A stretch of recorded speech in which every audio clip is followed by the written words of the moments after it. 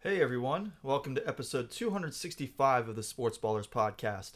I'm Cory Puffett, your host for this final show of 2023. Eric's Saints prevented me from copying Evan's intro from last week, but two of our teams won, so we've got a 67% happiness score tonight. We'll find out from Eric what his team needs to do to join my Lions and Evan's Ravens in the postseason on tonight's show, so stick around for that and more.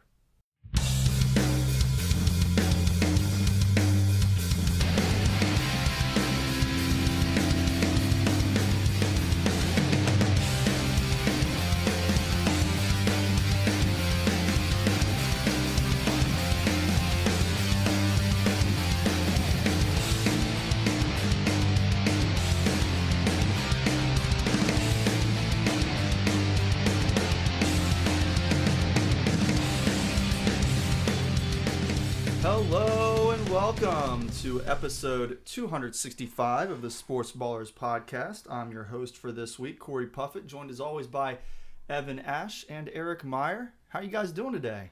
I'm doing all right. How about you? I'm doing really well. I'm pretty good. Hope everybody had a good Christmas, Now we're on to New Year's, I guess. Yes, we are on to New Year's. Yeah, we're on to New Year's, like Bill Belichick and the Cincinnati Bengals. Live for New Year's Eve. That's also, and I think you should leave reference if we were discussing that before the show.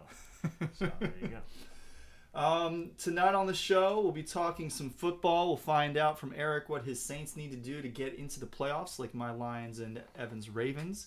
We will talk about some college football. We've got one of our teams has already been bowling. One of our teams is about to be bowling, and we've got the college football playoff coming up this Monday. Got some college hoops updates for you all.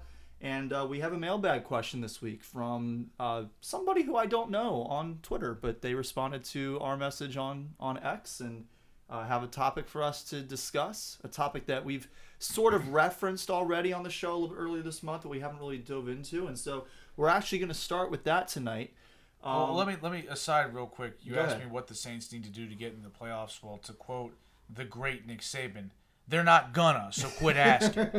Oh, okay. Fair enough. Well, we will still find out more about that as we get into our NFL segment. But Beef Supreme on X/Twitter asked us to talk a little bit more tonight about the Potomac Yard's stadium/multi-purpose project.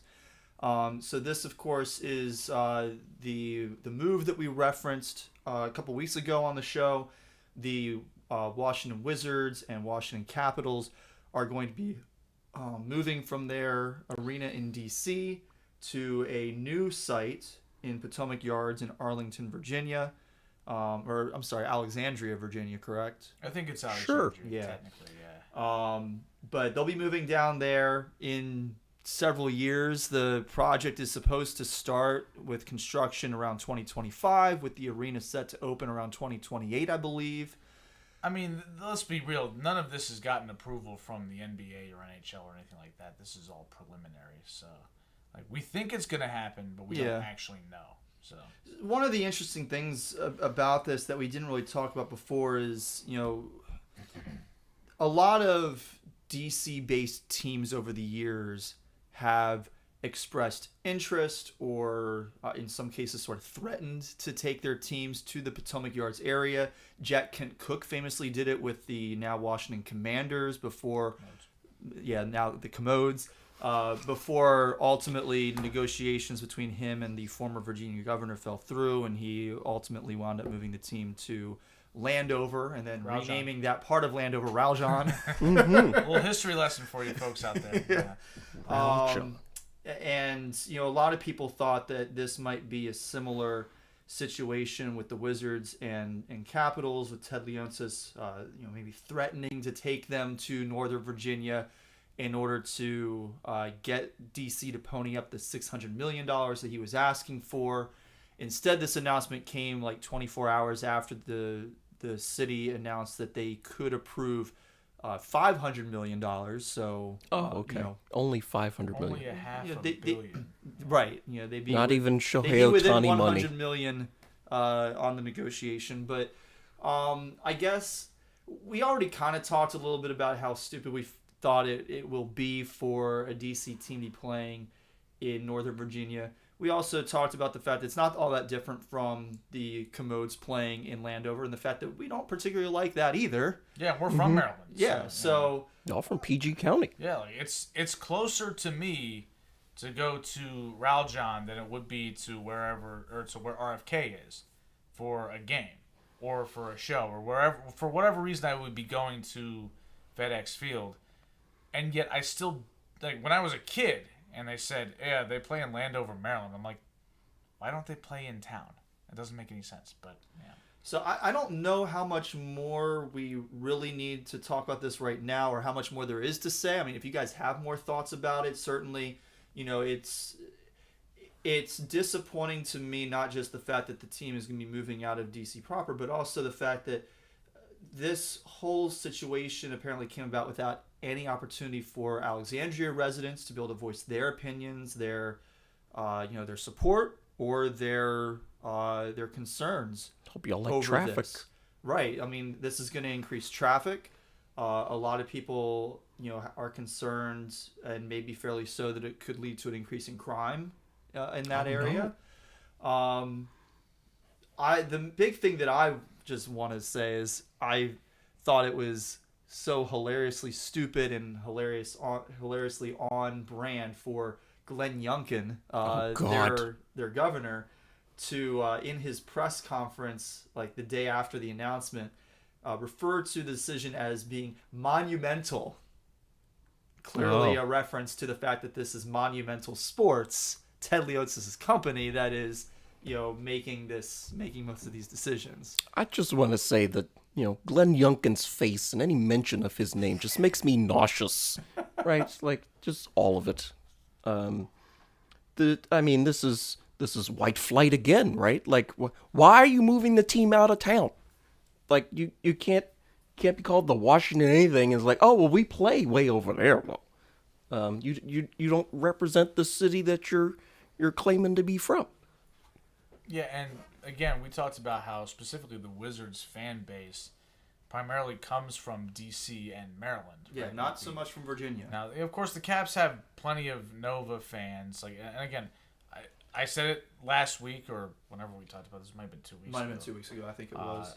I honestly don't have any animosity towards Northern Virginia-based fans over this. Like, good for y'all, but even Virginia fans have said it's harder for us to get to the Potomac Yard or anywhere around Northern Virginia than it would be to get to downtown DC, just because the traffic patterns are such a disaster in that area. And the traffic is only going to get worse with this. But, and our good friend, and he's not really a friend of the show, but Brian Windhurst, who we have discussed frequently on here, gave a pretty objective takedown of the entire concept, right? Like, you expect guys from DC, like the guys who write for the Washington Post, to have negative things to say about the team moving outside the bounds of DC. But Windhurst is not from DC. He's from Cleveland. And he straight up said this doesn't make any sense. The NBA historically has tried in the past to move teams outside the city and into the suburbs, and it was a catastrophic failure. Mm-hmm. And so for the last 25 years, they've been desperate to get back inside the city limits to have their basketball and hockey teams located.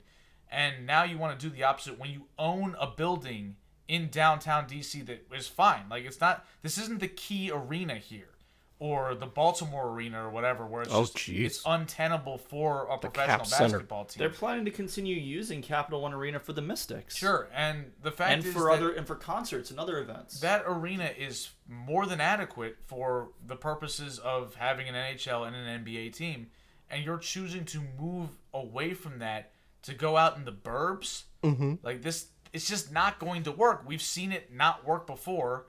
And it's going to not work again. And again, with football, it's different. Football, there's only 8 games. Yeah, football, it's 8 games or 9 or whatever, and you're building this gigantic, really impossible to use stadium for other than a handful of big time shows.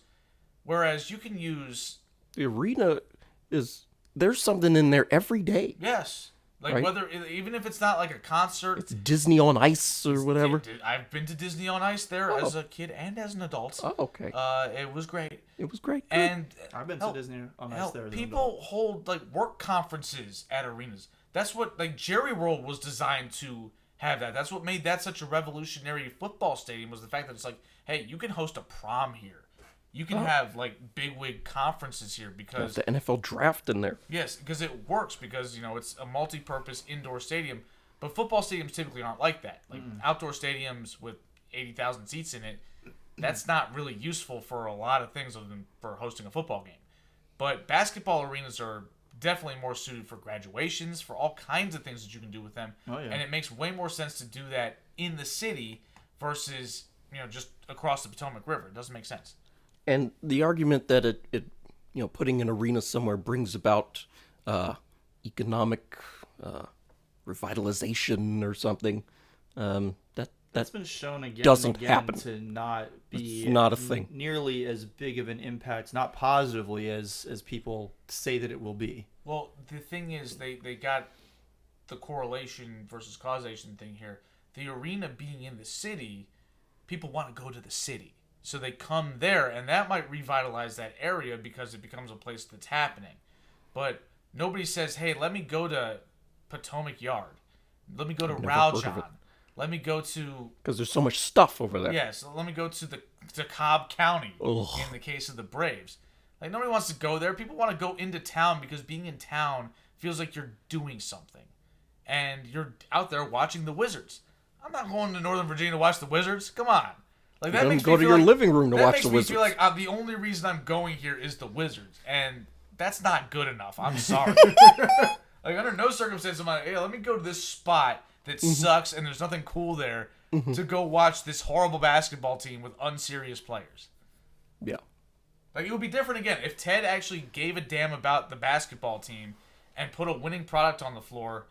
Okay, fine. I would rock with the Wizards. Or competent product. Yeah, I would take that. But when you haven't won 50 games in over 40 years, you don't really get to move the team out of town and expect me to say, hey, I'm going to go even further to a lame place that I don't want to be to watch this dumb team. Yeah. I think that's all there needs to really be said on that. The team should play in town. Yeah. Ask the Palace of Auburn Hills how it's doing. It ain't there no more. Ask We the appreciate- Pontiac Dome how it's doing. We appreciate the mailbag request from again, I was at Beef Supreme on X. Beef Supreme. Beef Supreme. Yeah, there you go. Alrighty. Beef Taco Supreme over here. So let's move on to some college sports. Let's start with basketball. And Eric, Terps. Yeah.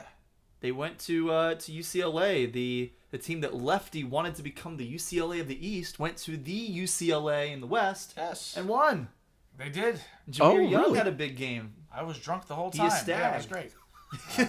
Not the whole time. I was pretty sober by the time the game was over. But I assumed that we were going to lose. It was a Friday night, the weekend of Christmas. So I went to the bar and had a few pops after running around picking up gifts and whatnot. I was like, And then Jameer Young set a Terps record with 37 points in a road game. there you go. Okay. What kind of what? Apparently, it was the Maryland road game record with 37 points in a game. I know that's not true because Gravis Vasquez had 41 in Blacksburg against Virginia Tech when I was a freshman in college. You were a senior in high school. So Let me go back check and the take tape a with look. you. I think I saw it on DeMatha's Twitter, so they could have been. Either way, I'm sure in Don't you run that too? I'm sure No, I in don't, some thankfully. way it was a record. It was a great performance by Jameer. I was really hoping he would get to 40, but it just didn't work out that way for him. But yeah, he was dominant. Dante Scott, who I make fun of all the time, he actually played really well. That's like 2 weeks in a row you get to say that. And those were the only 2 guys that played well. So there you go. And yeah, it was good enough for Maryland to get a win because UCLA is kind of like Maryland this year where they were expected to be really good and they're not. 3rd highest in Maryland history. Okay, so it's the podium meme where the guy's breaking out the champagne and celebrating these. Giving the double bird to the camera He's- like Eli Manning or somebody. Spraying champagne on his face, and, And then all he's of a at the sudden, bottom of the and podium. then Yeah. backs away, and the Yeah. other 2 are just looking at him like, "What are you doing?" But the performance was great. Jameer is awesome. Anybody that has watched the Terps over the last couple of years knows how valuable he is and how much of a Terp he has become in such a short period of time. And he was tremendous in this game. Terps don't win without him. They almost blew a 20-point lead down the stretch. They went like 11 minutes without a field goal in the second half. Oof. And then Jameer stepped up again because it was like, well, ain't nobody else hitting shots, so I guess I got to hit some more. And he did. So it was a nice win. Like, again, UCLA, I'm not really sold on them. Like, they might not even be a tournament team, but Maryland, even last year when they were good, they didn't win on the road. And this is a true road win against a Power 5 team. You know, and a blue blood team. That's not as good as it has been over the past or few as years, it was expected to be this year. Yeah, but it's still talented. Like you went out there and you got to win against a team that the Terps were underdogs in the game. They were 3.5-point underdogs in that contest, and I'm just like, okay, that was something. Now, I hope you get better performances from Juju Reese, who had 1 point, and fouled out quickly. Callum Swanton Roger, I think that's his whole name. That is quite a name. All three of them, huh? Yeah, all three of them. Well, all three of them played all 3 minutes until he fouled out. So, yeah. How do you foul out in 3 minutes? He found a way. Like, I thought it was a typo on Twitter when it said he fouled out in 3 minutes, but what? Yeah. So it sounds like he came in, say Maryland was on defense, right? He came in, clobbered a guy. Yeah. Maryland goes on offense. He has the ball, commits a charge. He definitely did at least one moving screen on offense. And then, repeat, and then one more. Yeah, pretty much. That's kind of how it went down. So my question isn't even just like, how do you commit 5 fouls in 3 minutes? It's also, how does the coach not take you out after you've committed the first 3 of them? Well, he did, doesn't have and time. he put him back in. Oh. Yeah. Like and they just let him commit 2 more fouls like that? Yeah, I mean, this is the same question as how do you break a B&M twice in 1 hour? But, It happened. It did happen. I remember because I was there. I was there, too. And, it was just ridiculous. Like, when I saw that he had fouled out, I was like, wait, I barely have seen him play today. But I was actually kind of happy because he sucks. So I was like, maybe he needs to go take a seat. But then Julian Reese fouls out. Again, 1 point. And the thing is, that's the worst number of points you can have, is because that if you have only fewer than that, if you points. If you only have 1 point, that means you definitely missed a free throw at some point. Like, there's no way.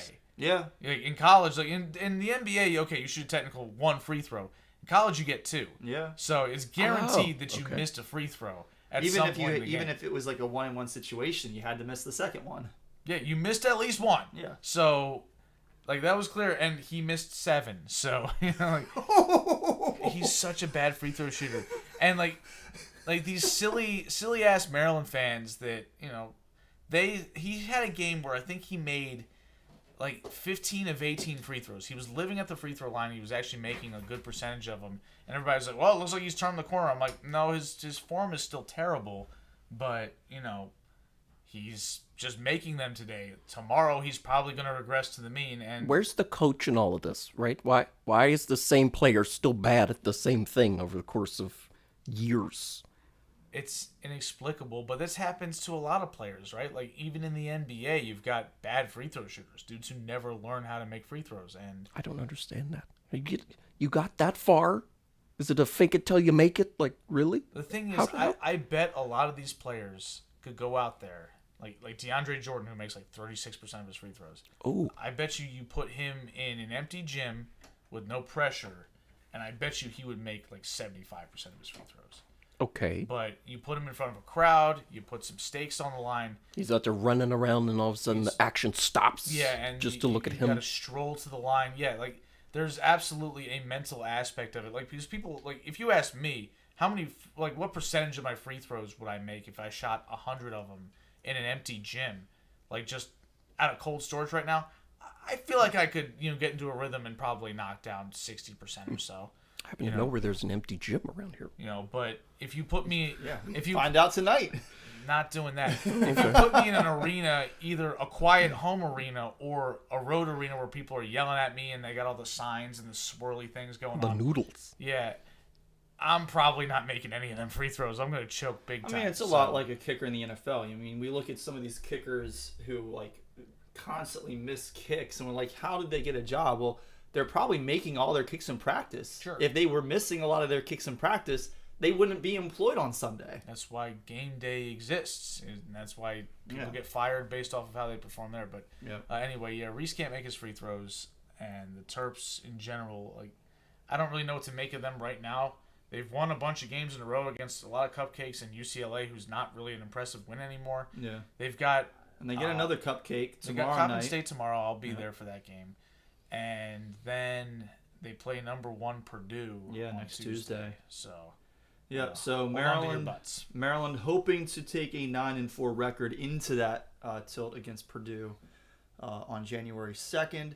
Meanwhile, Evan, your Yellow Jackets, an identical record to the Terps, 8-4 right now. Wow! After beating UMass 73-70, and then Hawaii 73-68 last week at the Hawaiian Airlines Diamond Head Classic. I watched that game. That is quite a mouthful. Where was that game played? I think it was in Hawaii. I thought so. I would have hoped so because I saw the Hawaiian Airlines Diamond Head Classic. So Diamond Head Classic. Diamond Head Classic. Is that like the band? That was a band back in the 80s. Oh, okay. Why? That sounds made up. Yeah, sounds.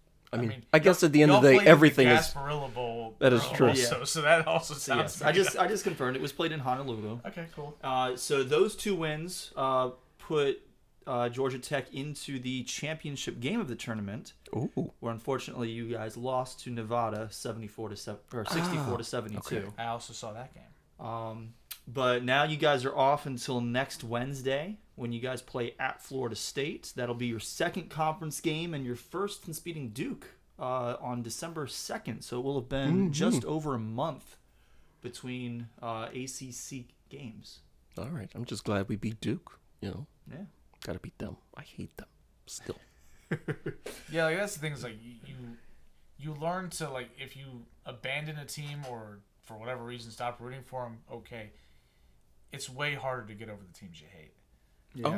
Like it's like, okay, you used to root for Maryland and you watch Duke break your heart as a Maryland fan as a young kid. Yes. And it's like, okay, I might not root for Maryland anymore because I went to Georgia Tech, but I still hate Duke. Oh, can't stand them. Yeah, that's exactly what happened. So true or false, Evan? Eric catching at least pieces of 2 of those Diamond Head Classic games means that he has watched more Georgia Tech basketball this year than you have. That is a slam dunk true. What? I haven't seen them play. Let's be fair though. I've become a Georgia Tech super fan because I went to their homecoming and I didn't even go to school there. So Oh. I was trying to keep up with the weird little squats. There's a lot of weird stuff. I was like, I don't know what's going on, but I'm just gonna follow you. Oh, you missed the tricycle race the night before. So did you? Yeah. I wonder if J.J. Watt missed the tricycle race. He would do a tricycle race when he was a Texan. Good for him. Every year. Rambling wreck from Georgia Tech. I'm a hell of an engineer, although I'm not that. So. I mean, Anyway, moving on elsewhere around men's college basketball. Last week we talked about the only upcoming ranked matchup was going to be number 14 Florida Atlantic against number 4 Arizona in Vegas. And guess what, guys? Florida Atlantic beat Arizona by 1 point in double overtime on Saturday, 96-95. Good for them. So that was Arizona's second loss in 3 games after their previous loss to Purdue, who was then ranked number 3. That was a week earlier, and that's what knocked Arizona out of the number 1 spot. So Arizona was the only top 25 team to lose a game since our show last week. This coming week, only one matchup again between ranked opponents, and that will be Saturday, 3 p.m. on CBS, number 22 Creighton at 9-3 at number 10 Marquette at 10-3. So that's all on the men's side, but on the women's side, we got some stuff to talk about. Starting with the Lady Terps. Last Wednesday, they held home court against James Madison, won their game by 23 points. That came off of a full week off, and now they have been off for more than a week at this point because they will not play again until New Year's Eve when they visit Nebraska on Sunday, and then they have another road game at Minnesota next Wednesday. So hopefully they can win those 2 road games, and maybe that'll be enough to finally launch them back into the top 25 after spending a few weeks outside of that ranked territory. Evan, your Lady Jackets, also 9-3. So the men's and women's Terps and Yellow Jackets, winning games. yeah, same records as each other. Men 8-4 and the ladies 9-3. But you guys are taking a 4-game winning streak into your game this Friday at number 21 Florida State. Both the men and women are playing Florida State? As the next game, yes. Oh, okay. Yeah, the men not until next week, but the women play this Friday. Okay. The only ranked game from the past week was number 19 Louisville against number 23 Washington. Louisville won that game 59-51 last Wednesday. And like on the men's side with Arizona, Washington was the only ranked team to lose a game in the last week. They had been ranked 23. They fell out of the top 25, which made room for West Virginia to enter the poll. But we've got quite a few ranked matchups on the women's side in the coming 7 days. Saturday, we've got 3 of them starting at 2 p.m. on Fox. Number 10, Baylor at number 5, Texas. Both teams undefeated. Baylor 11-0, Texas 12-0. This will be Texas' second game against a ranked opponent this season after beating UConn back on December 3rd. Meanwhile, this will be Baylor's third ranked game. They beat Utah in their second game of the year, and then Miami back on December 16th. Miami no longer ranked, but they were at the time. An hour later on the Pac-12 network, Saturday 3 p.m., number 12 Utah puts their 10-2 record on the line at number 8 Colorado, who's 10-1. Utah has not beaten a ranked opponent this year. They're 0-2 after losing to Baylor and South Carolina. Meanwhile, Colorado has also played 2 ranked opponents. They're 1-1 in those matchups. They beat LSU in their season opener, but they lost to NC State in late November. So it's been a little more than a month since their last ranked opponent. And then at 8 p.m. also on the Pac-12 network, which this game deserves much better treatment than Pac-12. I know ESPN has the Monday Night Football on Saturday thing this week, but they should find some place for this game besides the Pac-12 network. Number 6 USC 10-0 against number 2 UCLA, who's 11-0. Well, get Bill Walton on the call at least. Yeah. So this is USC's first ranked opponent since their season opening win against Ohio State, who opened at number 7. They're now number 17. Meanwhile, UCLA is already 3-0 against ranked opponents. They had an 11-point win against UConn, a 17-point win against FSU, and then last Monday had that 6-point win at Ohio State. The last ranked matchup of the week, Sunday 1 p.m. I don't think this game is even being televised, which is crazy, but 18 Marquette, who's 12-0, is playing at number 15 UConn, who's 9-3. Marquette is already 2-0 against ranked opponents this season. Meanwhile, UConn had that really rough start, but they've won 5 straight now, including wins against UNC and Louisville, both of whom were ranked at the time. UNC was 24 at the time, but no longer ranked. But both of those wins have come in the past month. So what's coming up on the women's college basketball docket? Let's talk some college football, starting with Evan, your Georgia Tech Yellow Jackets. The Union Home Mortgage Gasparilla Bowl. Yes. Y'all played UCF. Mm-hmm. Gasparilla Bowl champions. Yeah, y'all beat UCF. Mm-hmm. Congratulations. Yes. 30-17 in Tampa. Looked like a doozy earlier. I watched the whole game. Did you watch the whole game? Yes, I did. Okay, good. Down early, I was like, I don't know about this one for the Yellow Jackets. And then suddenly they started scoring points. And I was like, now they're winning. Yeah. Yeah, we won. It's kind of like the game we went to, where it's like, this is going to be ugly. Yeah. And then suddenly, Georgia It's Tech ugly won. the other way. Yeah. It's like the meme, call an ambulance, but not for me. Not for me. Yeah. I'm just glad we won. I don't have any groundbreaking analysis or anything, but, it's just nice to have a winning year for the first time since 2018 or something. I thank Mario Cristobal for that. Mario, oh yeah. Yeah. Yes, thank you, Mario Cristobal, for the greatest brain fart of all time. Like, what are you doing? Somebody clue me and our audience in. Okay, so I think we talked about this when it happened, but We did. the Miami was up and Georgia Tech didn't have any timeouts, and there was 40 or less than 40 seconds left. This is the game earlier this season. Yes, and Miami decided not to just take a knee and run the clock out. They decided to hand the ball off, and the dude grasped it And Georgia Tech recovered the fumble, and then 2 plays later scored a touchdown to win the game. As time expired. As time expired. And because you guys went 6-6 in the regular season, Mm-hmm. that win is what made you bowl eligible. They don't win that game, they don't bowl. And y'all don't bowl, you don't have a winning season for the first time 5-7 since Paul Johnson's last season. I still have his sticker in my wallet, by the way. Nice. I gave Cory one. I don't know where mine is. He was your boy. Okay. Right there. Yeah, come on. He's in the Hall of Fame.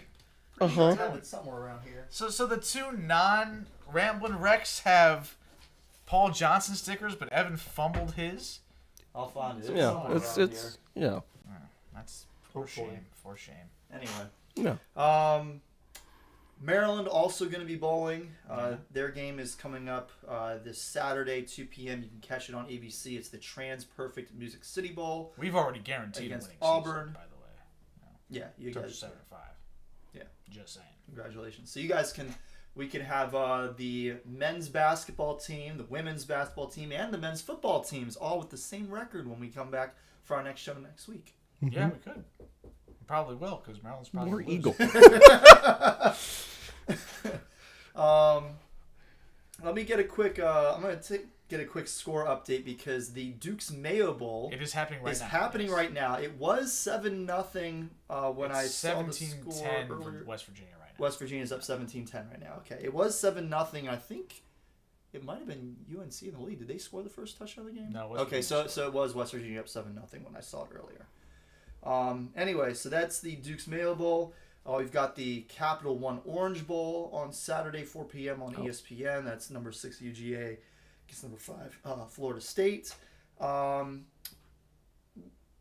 we have a whole lot to share as far as thoughts on this coming set of college football playoff games?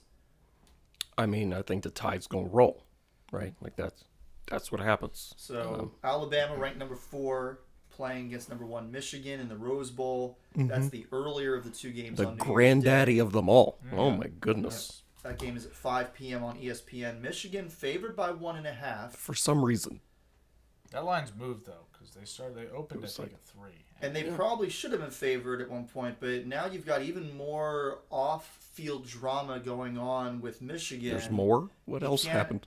You have to feel like that's just going to make things a lot more difficult for them to. Michigan's to play in quarterback this isn't game. very good. Like Yeah, I don't think he's I'm not a believer in J.J. McCarthy. Is Alabama actually good? Yeah, I mean, they won the SEC. I'm confident that there are a lot more NFL players on Alabama than there are on Michigan. I will say that much. I believe that, of course, you read into stuff because college football is stupid. But, when Michigan been done known that they were going to make the playoff. When they won the Big Ten, it was obvious they're in. But they were watching as the college football playoff was being announced. And, of course, it's all on camera because this is 2023. And they showed when Alabama was announced as the 4th seed, everybody in that entire room, all those players just went, We about to get bounced. That sounds like they lost right then and there. Because they were hoping to get Florida State with no starting quarterback that they'd just be able to roll over and beat. And they got friggin' Alabama and Nick Saban with 5 weeks to prepare. Yeah. So We want Bama. Well, you got him. yeah, they didn't want Bama. They made it all very clear right then and there. Yeah. They don't want Alabama. And I think last year when Evan and I were down in Charlotte getting ready to, the night before the Duke's Mayo Bowl, they were talking about, Michigan with a shot to, do this, that, or the other. And I said, Evan, what do you think that means? And Evan just says, sounds like they're going to blow it. And they did. That's what they did against TCU of all teams. Like everybody's mad at TCU for sucking and getting blown out by Georgia. I'm like, well, Michigan lost to them, so somebody could have stopped. Michigan was favored by like 14 and points. they lost by a lot more than that. Like the game was close-ish, right? But not really. Like I think they lost by a score. yeah, but TCU was in control the whole game. Like it was ridiculous. Like there was no doubt of the outcome. No, it wasn't. Except for that potential targeting penalty. That was insane.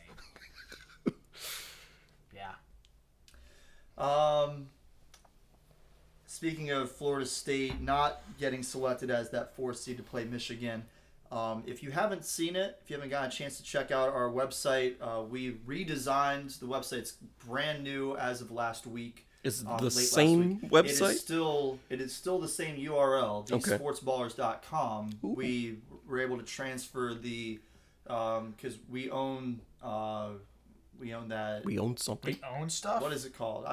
The domain? Yeah, the domain. We own the domain, so we just transferred it over to this new website that we put together by we. I guess I might as well say it I, since the two of you. I don't know how to do We're that. sitting here like, okay, Cory did stuff. Sounds good. Yeah.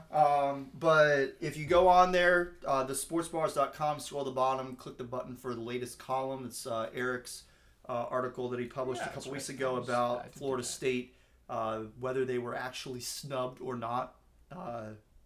Spoiler alert, he says hardly a snub, so not. No. Somebody had to be snubbed in this I situation. said what I said. Yeah, snubbed in air quotes. The 8:45 game on New Year's Day on ESPN is the All-State Sugar Bowl. Number 3 Texas against number 2 Washington, and Texas 4.5-point favorites in that game. Any thoughts on this one? Well, Washington got hosed a little bit with the fact that this is the Sugar Bowl. Like, they're the higher seed of the two teams, and they have to play basically in Texas's backyard. Like, the game's in New Orleans, but... Oh, they moved the Sugar Bowl to Texas. Sugar New Bowl. Orleans. No, the Cotton Bowl is in Texas. The Sugar Bowl okay. has always been in Louisiana. Okay, got it. But... in any case, it's right around the corner it's from Texas's backyard. Like, there's going to be a ton of Texas fans there. Yeah. Like, But think about it. When the Saints couldn't play in NOLA, they moved to Houston for that one season. That's like, the two states are pretty close together. Yeah, it's not a far drive. Yeah. Close together, they border each other. Yeah. They can't be closer together than that. Well, to be fair, Texas is a big-ass state, so, anywhere you have to drive through Texas for any period of time. I think you might say that Vatican City is closer to Italy than New Orleans is to Texas. I mean, that's true, but that's also not relevant. It's also a lot closer than Seattle, so, Yes. Anything else on this game? I would have thought Michigan would have picked the Sugar Bowl. Because, the 1 seed gets to pick which bowl game to go to based on whichever one's closer. But why would they pick the Sugar Bowl if they're going to be playing Alabama? I mean... Louisiana is also Alabama's backyard. Yeah, it'd be a lot more Bama fans in New Orleans. I mean, Alabama's campus is closer to New Orleans, by distance, than Texas campus is to New Orleans. Yes. Even with Texas bordering Louisiana. Uh-huh. Yeah. So, why would Michigan pick the Sugar Bowl? Is this closer to Michigan than Pasadena, California? At least this way, thinking.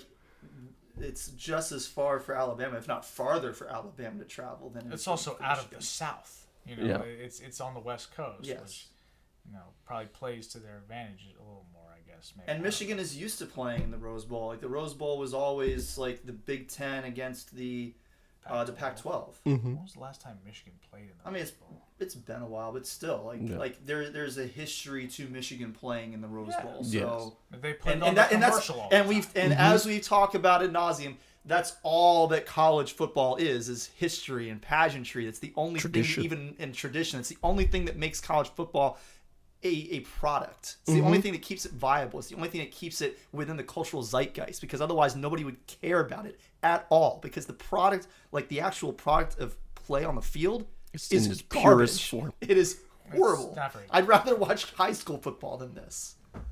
I watched plenty of high school football. Yeah, we watch a lot of high school football. I have to be nice to the kids when they mess up. I'm not nice to the refs, though. I roast the refs when they mess up at DeMatha games. It's a lot of fun. Does any of the refs ever fall and trip the quarterback?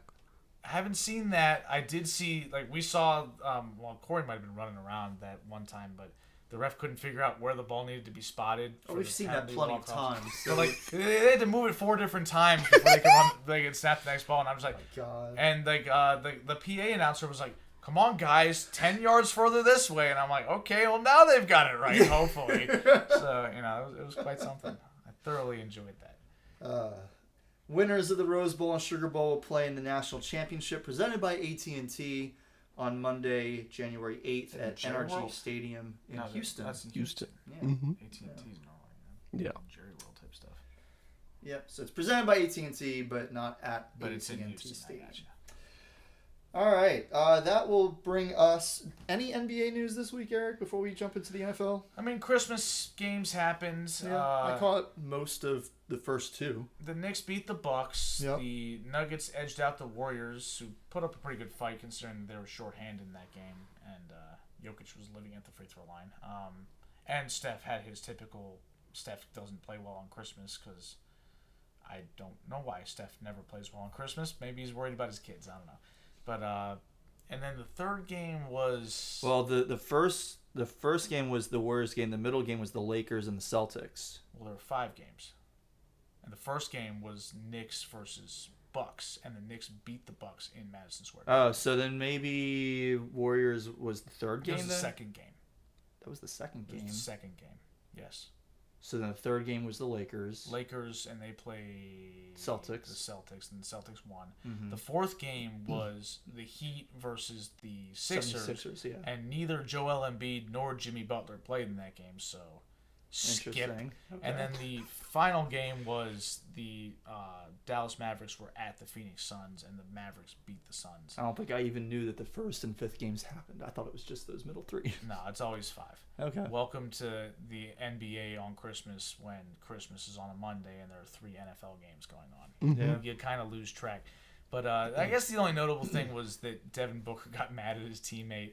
I think I sent that on the chat, but he tried to pass the ball back to Booker and he made a terrible pass and the Mavericks stole it and went the other way for a layup, and the guy that made the terrible pass didn't even run back.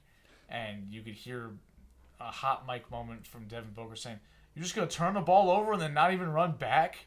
And, and it's been a little bit of a conversation. The Suns, I believe, fell below 500 with that loss. Oof. And there's conversation about people being upset about the situation in Phoenix, and Kevin Durant's not happy, and of course all the jokes When's the last time that Kevin Durant was happy? That's the list. Yeah. So there's but the answer to your of course question. all the jokes about how it's like you can't complain about your Subway sandwich when you made the sandwich. That's how it works. You tell them what to put on it, and if it sucks, it's on you for making a crummy sandwich. But this has also been Kevin Durant's deal for the last 6 years, right? Since he left Golden State, assembled that Nets team, and he was like, "Y'all need to get me out of here because this team sucks." Yeah, and I got to deal with Kyrie. Yeah. And Kyrie rolled on him. James Harden bailed on him. Well, so then he basically asked his way to the Suns, teams up with Devin Booker. And I talked about this when the Beal trade happened, and I actually went and looked it up just out of curiosity. You know how many players from the 2021 and 2022 Suns teams are the team that in 2021 went to the NBA Finals, and the 2022 Suns won 64 games with the number 1 seed in the Western Conference? How many players from those teams, either one of them, are left on the Suns right now? Booker. That's it. You can stop. Yeah, Devin Booker's Where's the only one. Ayton?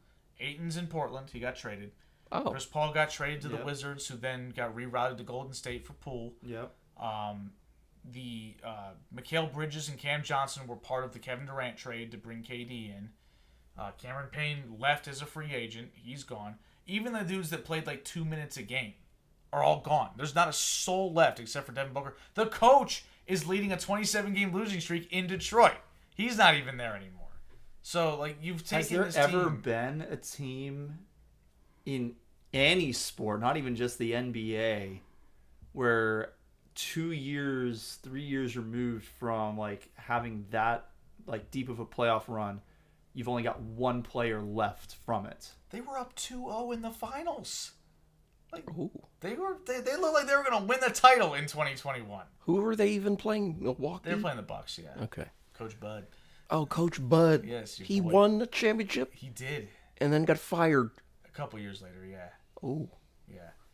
But yeah, that was, they were 2 games away from winning the title. We watched at Looney's Giannis do this insane block on Ayton's lob, from Booker, and that basically saved the season for them. Yeah. But, and then the next year they won 64 games. They played like crap against the Mavericks, got beaten 7 games where they lost at home by 50 or something like that. Oh, with the Luka looking at Booker. That was during that series, yes. Oh, okay. That's where that meme came from.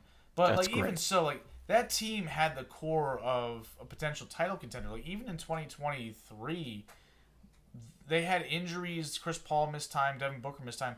But they were still really good. And they looked like a team that could threaten to win the West. They looked like a team that could challenge Denver, who was obviously the best team last year. And then they got rid of 2 of their core guys for KD, and it didn't work. And then this year they said, okay, we're going to get rid of Chris Paul and DeAndre Ayton and everybody else that was a part of this team for Brad Beal. Oh, yeah. jeez. And Brad Beal has played all of, I think, 4 games this year. Like, he's got nerve issues in his back. Does that sound like a guy who's going to be healthy long term? There's no such thing as one back surgery. No. Right? Like, this is... Or one back injury. Like, yeah. No, he's...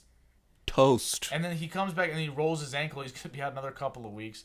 And it's hilarious watching this team flounder and lose a bunch of games. And it's like, oh, well, they don't have their full complement of players. I'm like, when has Brad Beal ever been the solution to any problems for a losing team? Was he good when he was at Florida? Did they win? He was there for 10 minutes. Well, did they win any games in those 10 minutes? I don't remember. I just remember he was there for 10 minutes, and this is the NBA. With the Wizards, they won games because they had a complement of players like John Wall, and they had Marcin Gortat, and they had Otto Porter Jr. But Brad Beal has never shown himself to be a guy who impacts winning at a championship level. He's not going to redeem a team that looks like they're falling apart at the seams. Like, there's already talk about Kevin Durant demanding another trade. I'm like, trade where? He's been there less than a year. Like, come on. Where's he gonna go now? Some people said he might go to Sacramento. Oh, lovely. Some people have also, mostly in tongue-in-cheek, have suggested he Golden gets traded State. back to Golden State. But I don't think he wants to go back there, and I don't really know if they really want him back. So Send him back to the Thunder. Apparently they're good or trending they're or something. trending up. Ooh. Except Okay. for Josh Giddey. He's trending down I have no in idea who both that is. his play and the women that he dates in terms of their age. Oh, dear.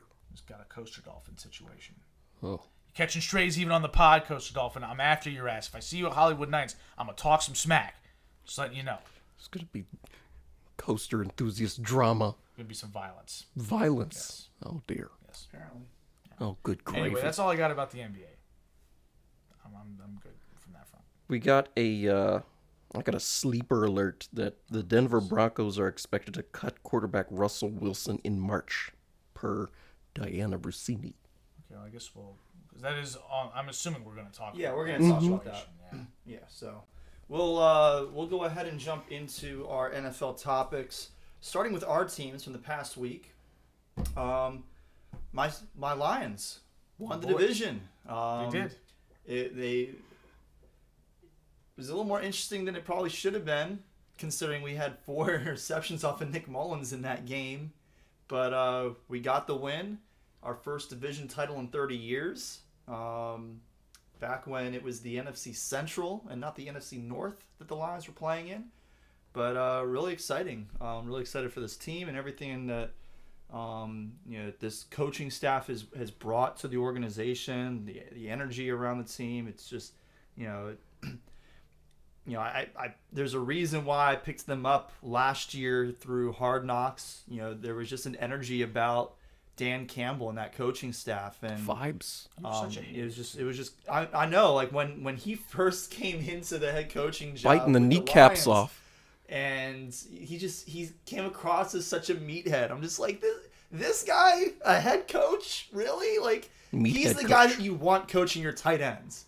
Like, he's the guy you want, like, motivating a guy to just lay out a wicked pancake block and then go out and make a great catch in the field. Like, that's where he's supposed to be, and that's what he was doing. He was perfect in that role with the Saints. Yeah. And then I got to see, him, a completely different side of him last year on Hard Knocks. This side where, yes, he is a little bit of that meathead that you see sometimes during the press conferences, but he's also a guy who really cares about his players. Sure. He's a guy who has some terrific connections with other players around the league from his time, from before his time, from after his time. Like, when you've got all these different former players on your coaching staff, guys like Aaron Glenn, guys like Deuce Mark Staley Brunell, on that team. And I don't, because Deuce Staley was the offensive coordinator last year. I don't know if he's still with the team because Ben Johnson is the offensive coordinator now. You couldn't spell chrysanthemum. Yeah, so I'd actually have to go and look to see if Staley's even on the coaching staff anymore. But like Antoine Randall is on the coaching staff. Antoine Randall. Like there's some really cool like former players on this staff. And then you look at like, you know, this past year with the draft. I mean, the past couple of drafts really, like they've nailed some of these picks. Like Aiden Hutchinson has been terrific. Jahmyr Gibbs has been great. Sam Laporta, whoo-hoo, he is fun to have. You're telling me. I love Sam Laporta. I'm so excited. I was just sitting there like, come on, make it to me. And he did. And I got him in the 16th round. I'm so happy. Rookie tight ends don't typically produce like that. Ask O.J. Howard how he's doing. Well, he never produced. I drafted him strictly for the taxi squad because I figured, okay, maybe he'll be good in year 2. And I'm like, oh. Ask Jason Moore on the Fantasy Footballers podcast. He hates rookie tight ends. Yeah, everybody does because they don't do anything except for Gronk and Sam Laporta apparently. And Mike Ditka back in the day. Yes, that was like in the 40s. I know, but still, that was when tight ends didn't do anything for the offense other than block. So that's true. In any case, you know, just I'm glad that I picked up the team when I did because I don't feel like a true bandwagon fan, even though like it's like right as the tide was turning. Like I feel like I can like really own this and be excited about this and not be like, oh, I'm just kind of like, you know, leeching on. So it's that's how I felt as a Saints fan. I got in just in time before they got good. And I was like, okay, cool. So it's exciting. I'm still with them even though they've broken my heart like 5 different times in the playoffs. So you know, I'm happy for them, and you know, I'm glad that they've had so much success in multiple different ways as far as, you know, the wins on the field, but also, you know, winning in the draft, getting all these really good players. It gives me some confidence that this coaching staff that Dan Campbell's going to be around for a while, long enough to kind of influence the culture of the team in such a way that hopefully even when the time does come, whenever it is, for him to move on, hopefully it'll still be a team that I can be excited to root for, and it's not like, oh, well, now it's completely different and it doesn't feel the same. Well, it was funny when because we were doing this like room over there somewhere on the draft podcast, and when the Lions picked Jahmyr Gibbs over there, okay, whatever. I'm sitting in this room with 3 walls and a couple windows. I don't know where I'm at. So we were all kind of like I know Cory's been a Lions fan for a little bit, but we also kind of support the Lions because we like them. Like, we like Dan Campbell, and we kind of want to see them not suck and want to see him succeed. And he was on the 0-16 team. He was. We all kind of felt like, when you like that girl and she says something kind of dumb, and you're just like, you don't want to say, well, that was stupid, but you're kind of like, I don't know if that's true. That was kind of how we felt when they drafted Jahmyr Gibbs. Yeah. Like, that's... He seems like a really talented player. Like, I had in my notes. Like, this dude is a very talented player. He could be the real deal. Picking a running back in that spot. But was that really the spot to take a running back? Exactly. Like, I thought we needed a defensive tackle. I was hoping they would take a guy like... Wasn't Jalen Carter on the board? He was off the board. Yeah, Jalen Carter was off the board, but there was another defensive tackle, and I'm forgetting who it was. But whoever it was, the point is they hit a home run with that because all that Jahmyr Gibbs does is hit home runs. He's a stud. Yeah, he's a legit. He's lightning in a bottle. Yeah. He's a great yin to David Montgomery's yang. David Montgomery has been terrific as that ground and pound running back for them when he's been healthy, and he's stayed healthy for the most part this season. But Jahmyr Gibbs is that home run hitter, and he's explosive, and he really hits them. So that's exciting. Evan, your Ravens beat the 49ers. Yes. In Santa Clara. Yes. I was going to bring the 49ers up when we were talking about Nova and the Wizards. And there's in that. Oh, that's brutal. Yeah. They don't play in San Francisco, and they still call themselves San Francisco. They're not the California 49ers playing in Santa Clara. They're the San Francisco 49ers. They should be the Golden State 49ers. Yeah, there you go. That wouldn't even really make that much sense. Golden State is really a San Francisco-Oakland term, but... Golden State. The whole state. Yeah. California's the Golden State. In any case, y'all That's won. why they're called the 49ers. Y'all won. And now you guys get a chance this week to win your division and to clinch home field advantage for the playoffs. and the first round bye. Well, yeah, those two go hand in hand, but you can get those by beating Miami. Yes. What are your thoughts? Not as far as like, do you think it's going to happen, but what are your thoughts on the Ravens right now? Oh, I mean, it's even hard for me to be negative right now, which is, saying something. They played really well. They obviously responded to whatever bulletin board material that happened to show up out of Mike Florio and others. Florio was being a hater, though. Yeah, he laid it on a little thick. That was a little extra. Like, we all thought the Ravens were going to lose and not even, we all picked the 49ers to cover the 5.5 point spread. Yeah, and so, but Florio was just like, he definitely crossed the line in terms of just not respecting the Ravens as a team in that situation. Like, he was a little extra. Yeah. Brock Purdy completely played himself out of the, like, if anybody is still talking about him in the MVP conversation, they're a clown. Oh, well, I mean, I will say Brock Purdy's an MVP of one of my fantasy teams because he led my team to the playoffs only to get unceremoniously bounced. Just very ceremoniously bounced. Like, it wasn't close. I did get up over half my opponent's score for the week, so there's that. But, yeah. What was your opponent's score, though? 150, and I got like scored, 77. Yeah. So he was good and you were bad. So Garbage.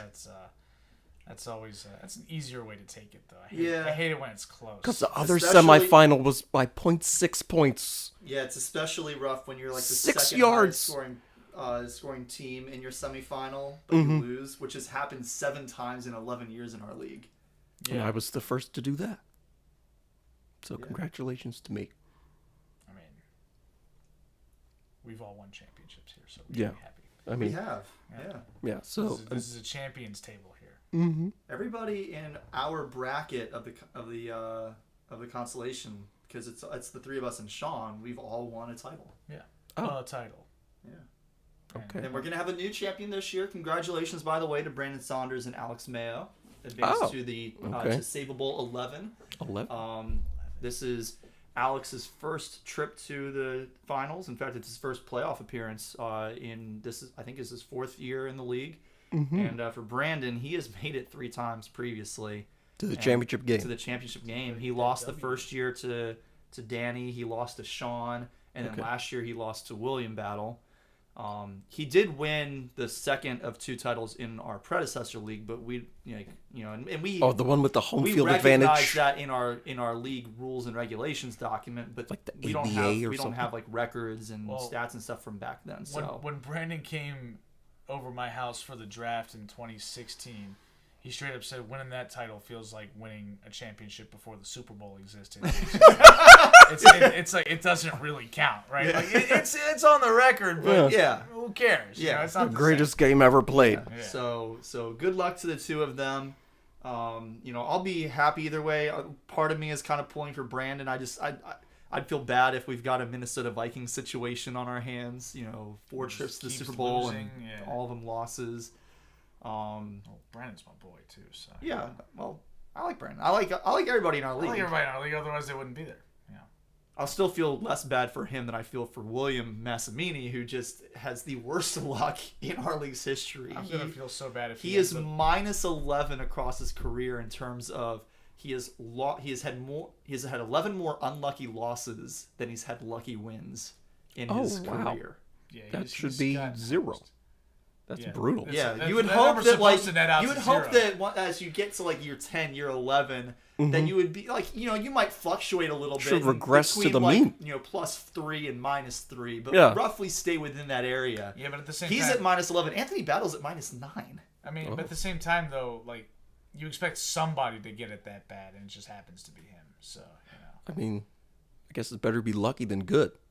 That's the nature of fantasy football. That's all it is. Corey's fantasy title, he would admit that was definitely not his best team. No, I've had at least 2 much better teams. My 2014 team was way better. It was the best team in the league that year. Yeah. And my team last year was one of the 3 best teams in league history, probably. Your team this year was better than that 2015 team. Oh, yeah. So, Yeah. there you go. I can't say I remember who was on your fantasy team 8 years ago, but Let's just say I got lucky to get David Johnson just Cory before the bragged playoffs. about it in I remember in 2014, Cory kept saying, "You should have drafted me with all of his players," and then he got bounced in the first round. And I was just like, "Oh, I'm so happy." Because you're just talking all this smack. You had Andrew Luck posters up on the chat and stuff, and I'm like, I hope you lose. And then I did. That's what happens. Yeah, you can't upset the fantasy football gods. They're cruel. So, Kyle Hamilton was the AFC Defensive Player of the Week. Yes. He had a good game. He did. He got injured in the game. How healthy is he? Yeah, what's his status? Harbaugh is saying that he feels optimistic. So, he's out for the year. it's somewhere between, he's horribly injured and in the he's hospital, dinged up, or and he's he's on just life fine. support in the Yeah, hospital. something like that. So it's either he's going to play this week or they're going to have to cut his leg off. Is what you're saying. Yeah, somewhere in between there. Okay, gotcha. One of those two. Good to know. All right. It's probably not something in between. It's probably one or the other. Those are the two rules. This is the Laffer curve here. We don't have time for nuance. It's all about the extremes. We base everything off extremes. Because Brashad Perryman was day to day, and it was like 400 days. More like day to days. He was day to day to suck. So. But he was bad when he got in the league. But could like always count on him in terms to go of his out there. injury situation, he was day to day. Caught a game-winning tutter from Tom Brady against the Bills, though. He did. Oh, he caught the ball. Awesome. So, Evan, if your team does fall short this week against Miami, you can still clinch the division by beating Pittsburgh in Week 18. So it's not do or die time in terms of the AFC North title. No. But if you want that number one seed, the first round bye, home field advantage. You got to get it done, man. Yep. Yeah. So the Ravens are a game ahead of Miami for the number one seed. So if the Ravens do lose to Miami on Sunday, the Dolphins are hosting the Bills in the last week of the season. Obviously the Bills are fighting for their playoff lives, and they've already beaten the Dolphins this year. So, it's not over till it's over. Saints, Eric, under the header, the only bullet point is just lost.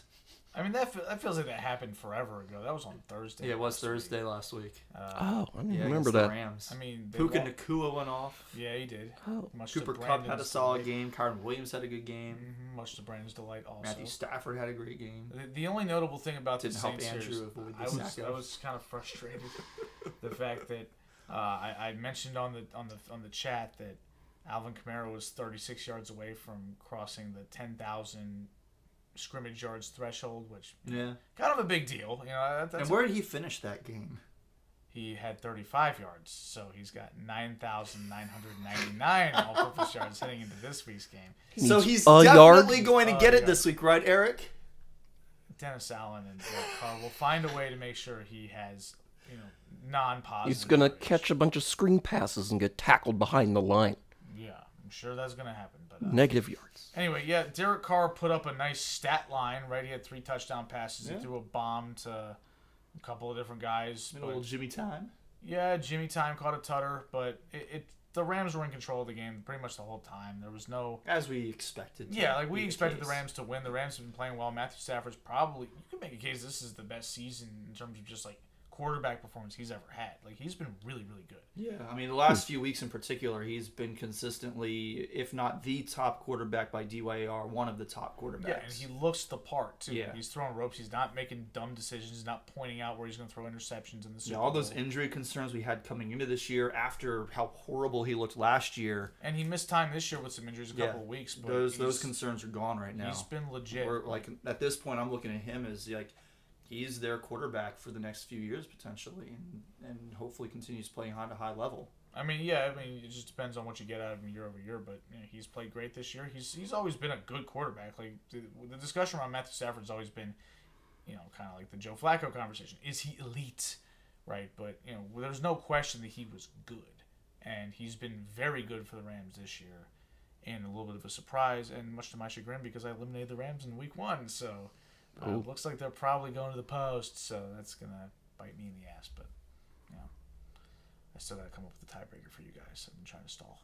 Oh, You okay. still haven't done that. I have ideas. I got to land on which one I'm actually going to pick. But, I'll make it happen. Oh, my goodness. All right. Well, Let's talk some news and notes. Russell Wilson, Evan alluded to this earlier. I said it. Yeah, he has been benched for Jarrett Stidham. God. Was awful. Oh, he was terrible at Auburn. He was so bad. And Eric, your boy, Sean Payton, says that despite this move, the Broncos are desperately trying to win. This is 100%.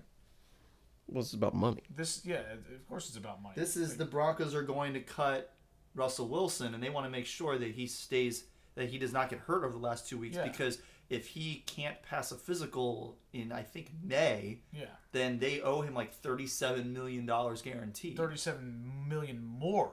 They already owe him like 37, so they would owe him a ton more money. So they're protecting their bread here.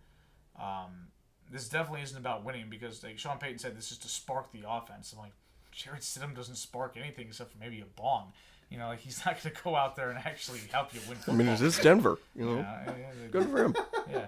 I mean, I'm happy for him. Playing in the right state. Yeah, well, you can play in this state and do that too. That's now. True. So, but yeah, he's not good. We've been known that since college. I mean, Jarrett Stidham was a bum at Auburn, and he was a bum in New England, and he's going to be a bum this week. So, like the Broncos, I kind of thought that their little run they had there, where they got back into the playoff mix, was a little bit of fool's gold. I still don't really see Russell Wilson impacting the game at a high level. He played better, but wasn't great, and I just figured. And they've lost 4 games in a row right now? Is it 4? I think it's like 2.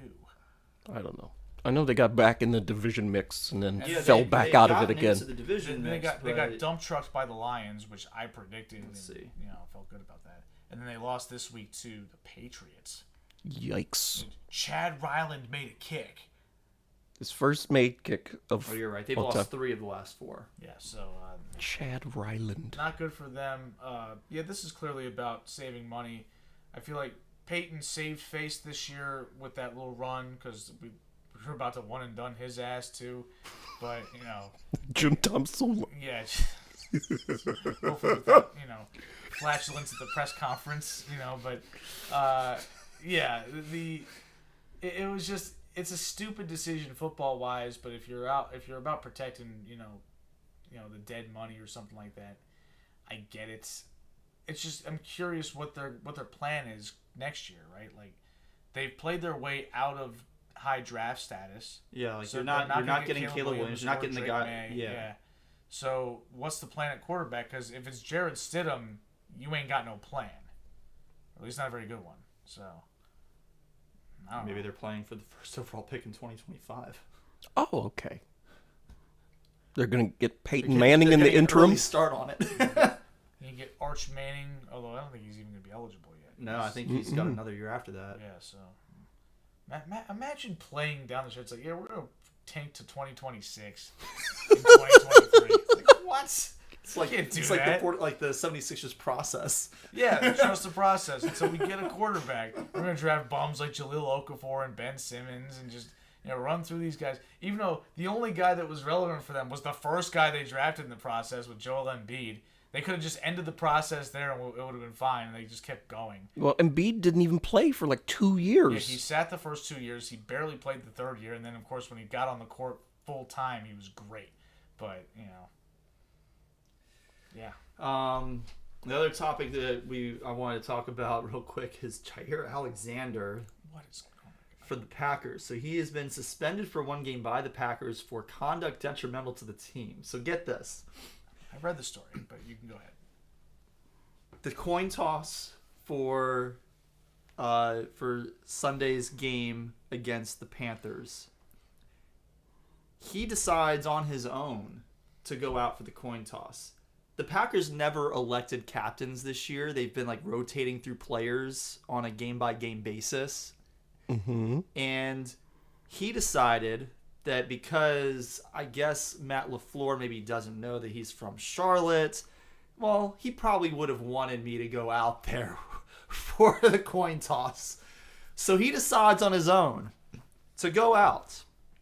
They win the coin toss. He elects to kick. Oh. Now, I'll be honest. To defer or to kick? To kick. That's not how it's So I learned this in college when we did flag football. It is inherently that, confusing. Kicking and deferring are not the same thing. Because if you learn your rules just from Madden, you're like, well, it says the kicker receives. So if I kick first, I'm gonna get it to start the second half. Mm-hmm. When we played flag football, intramural flag football, and they told they told us at the coin toss at the beginning of the game, you have to say whether you want to play offense first, play defense first, or defer to the second half. And if you choose to play defense first, that means the other team gets to choose in the second half. By deferring, you're deferring your choice until the second half, so that the other team chooses first. And if they choose to kick off, which of course they would, you'll choose, or to receive, to start the game, which of course they would, you would choose to receive to start the second half. Of course. Mm-hmm. That's how it works. And, if you had been selected by Matt LaFleur to go out there, he would have told you. Now, luckily for the Packers, Matt LaFleur had met with the officials pre-game and told the head official, if we win the toss, I want to defer. Right. And so when Alexander said, we want to kick, the official knew that what LaFleur meant to request was to defer, and so that's what he gave the Packers. Even though technically that's probably not what he should have done. Should have gone with what Jair Alexander said, which is, we want to kick. Oh, this happened to the Cowboys a couple years ago, and it was a whole thing for the whole first half of the 1:00 games that it was blown up on Twitter anyway, that the Cowboys said they wanted to kick to start the game when they won the toss. And, we were waiting to see what was going to happen out of halftime. Are they going to be kicking off again? But somehow it was fixed. Yeah, I mean, it makes sense for it to be fixed because it's, it's obvious what you would want. You clearly wouldn't want to. But if it's obvious what you would want, then why is that the rule? Why is the rule written that way? Like, if you're going to save the teams from those sorts of mistakes, just don't make that sort of mistake possible and make it so that kicking in the first half automatically means that you receive to start the second half. Okay, but this is football. This is stupid. But right? this is pro football. This is the professionals. Don't save people from making stupid mistakes. If you make a stupid mistake, you get to deal with stupid consequences. I mean, it kind of just goes to show you how ceremonial the coin toss is. The fact that the coach is already calling in orders beforehand, saying, "Hey, this is what we want to do," make sure that the players don't really get a choice here. Yeah, I mean, it was hilarious. The fact that he ended up getting suspended as a result of this is really the kicker. I think this is. I feel like this is completely pointless, but also incredibly important at the same time, right? Like it doesn't really matter that he just went out there on his own to do the coin toss, but then it matters that you just took it upon yourself to do something that the coach didn't say to do or not do. If you had gone out, I bet that if he had gone to Matt LaFleur sometime during the week, around the time that LaFleur was going to choose who was going to act as captains for the coin toss for this game, and said, "Yo, coach, I'm from Charlotte. It would mean a lot to me and my family if I was able to go out there to the middle of the field in the pregame. Would that be cool?" I feel like Matt LaFleur would be like, "Yeah, that makes sense. That's okay. Let's sit down. This is what I want to happen. If we win, I want to defer to the second half and make sure that you say defer because if you just say to kick, then they get to choose in the second half and they'll just choose to receive again. They're not going to kick. So, he would have had the opportunity to sit down with Jair Alexander and tell him, this is what I want. This is how you need to say it. This is why.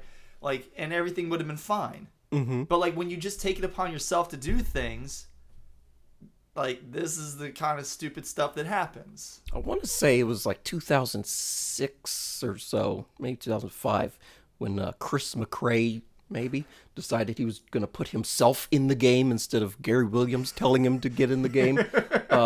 And needless to say, that didn't go over very well. I don't think he played ever again.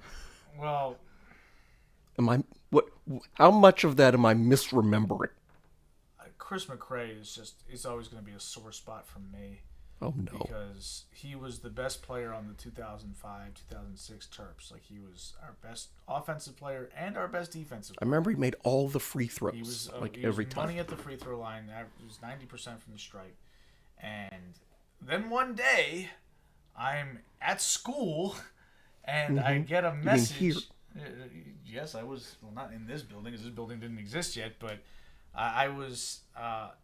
Actually, no, it was after school. I was en route to a baseball game, and I get a call from my dad saying, "Hey, Eric, did you hear about Chris McCray?" And I'm like, "Oh no, what does that mean?" And it's like, "Yeah, he failed out of school, so he's off the team." Like in the middle of ACC play, the Terps lose their best player, and I was like, scrambling in my own head, like, well, is there any way they could fix it? I was like, no, he's gone. It's too late. He's done. And I'm just like, oh my god. Yeah, Gary Williams accepted responsibility for him becoming academically ineligible. Thanks. But he's still not playing basketball for you, and you missed the tournament the second straight year. So, that was. Gary was in a little bit of the hot seat after that. There was talks about maybe he needs to be fired. So, Why was he in the hot seat? Because the Terps missed the NCAA tournament 2 years in a row. Chris McCray was the fool who got kicked out of school. Right, but Gary was overseeing the team, and the coach bears some level of responsibility. He was aware that he was struggling academically, and whatever they were doing was clearly not enough or just was not working. You were in the athletic department at that school. Don't they have tutors and a bajillion things to help you out if you're not? Yes, Let's but also keep in perspective, Cory has experience in this field too. I do. Oh, yeah. So what resources were there that you obviously didn't take advantage of? And neither did Chris McCray. A lot of them. Okay. More than enough of them. Yeah, but he had plenty of options. He just didn't take any of them. Oh. Yeah. Okay. So Gary Williams accepting responsibility. Obviously, it's not Gary Williams' responsibility. Right. Chris McCray needs to get in the books and make sure he doesn't fail his classes. Mm-hmm. Yeah. It's not really a whole lot more you can do as a coach. You can't sit in the class and take the tests for your athlete. I could have cried. Maybe they do that at UNC. I don't know. I think that did happen. They did at UNC. they didn't take the test for him. They just passed them with ridiculous. They handed in these papers. Well, they were also taking Swahili or something like that. Okay, but that's fine if you take Swahili. That's actually a language that exists. But they weren't actually learning Swahili. I understand that. They were also doing African American studies where they were writing these just ridiculous 3-sentence essays and with poor grammar and nonsense and A-, here you go. So just the whole thing was a sham, and UNC didn't really get in much trouble for that. No, they didn't really. Yeah, they got a slap on the wrist. What were we even talking about? Yeah. Jair Alexander. Yes. So after that long aside, let's move on. Good idea. Yeah, we've got some biggest regrets, some proudest picks, some most surprising games from the past week, and I need to pull up our list of games to decide what my biggest regret of the week is. So I'm going to start with Eric. You need to decide? Yes, I do need to decide. We decided on this show last week what your biggest regret was going to be, and then it happened. No. Cory's insistent that wasn't a regretful. That's not a regret for me. Not at all. You just smoked the layup. Maybe, but Eric, your biggest regret, or the game that you're most embarrassed or disappointing yourself over picking? Kind of I didn't really have any that really applied, but I went with the 49ers just because, don't get me wrong, the 49ers are great, and they were clearly the best team in the league coming into this game. They probably still should be considered the best team in the league, but the Ravens have been historically really, really good too, right? It's not like this was a contest between a good team and the best team. This was two really, really good teams playing each other. And 5.5 points probably was, the Ravens felt, it probably was a little disrespectful for them. I probably, just thinking about it, it probably should have been 3.5. Now, obviously, the Ravens blew the doors off of them. Any spread that the 49ers would have been favored by, they would have lost. So, but it did feel kind of we kind of slept on the Ravens a little bit. We didn't give them their due. Yeah, and I mean this is also this extended a streak of underdogs in the Monday Night Football game It's beating the also- spread, Yeah, it's become or in fact alarming. winning the game. It's like 8 in a row. Yeah, Yeah. 7 or 8 in a row, something like that. So we got a Lions win this week. Monday Night Football on Saturday. Who are they playing? The Cowboys. And the Cowboys are favored by 6. I'm already picking the Lions. This is in Cowboys Dallas. by, yeah, it is. Yeah. It is in Or Dallas, Arlington, but Cowboys by 6. Come on. They are really good at home. Mm-hmm. Yeah, but I'm getting 6 points You are, and it's with a your good boys. team. And and it's your my boys. Yeah, it's your boys. Yeah. So spoiler alert.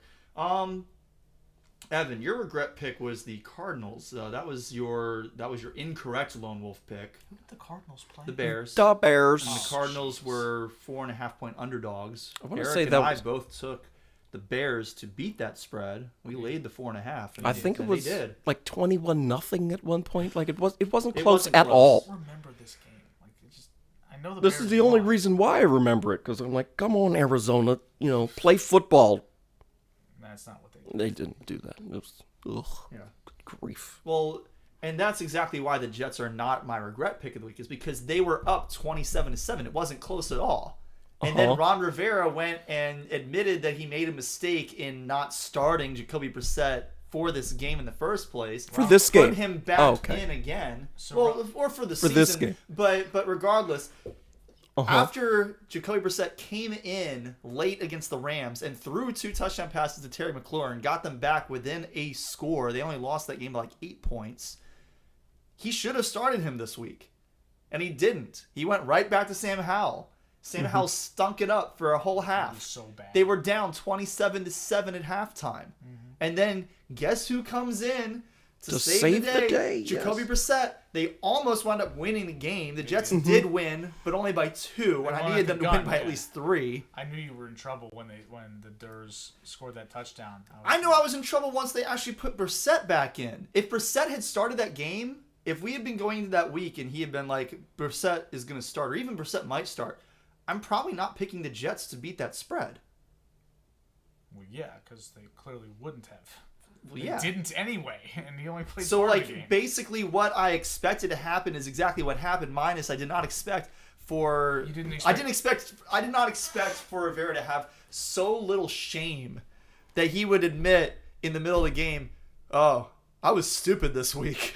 I need Are to you put stupid guy this back week? in." You Okay. didn't think Ron Rivera would wake up in time from his nap to actually, cover the line? No, I didn't. And I think it's perfectly fair for me to have not expected that. Well, the things were going your way until the Until they game weren't. plan So changed, this is, so it was not close. Like, I'm still so happy that it happened. well, 'cause it was amazing. I mean, that's fine. It was That's so good. fine. Like, No. no, the Durs covered the spread. Like, how did that happen? The commodes out here, and of course they lose the game too, which is Yeah, the they best lose part. anyway. the best part. So no, picking the Jets is not my regret pick of the week. It should be. Not even at all, and nor should they be. You picked the Jets, I picked against the Durs.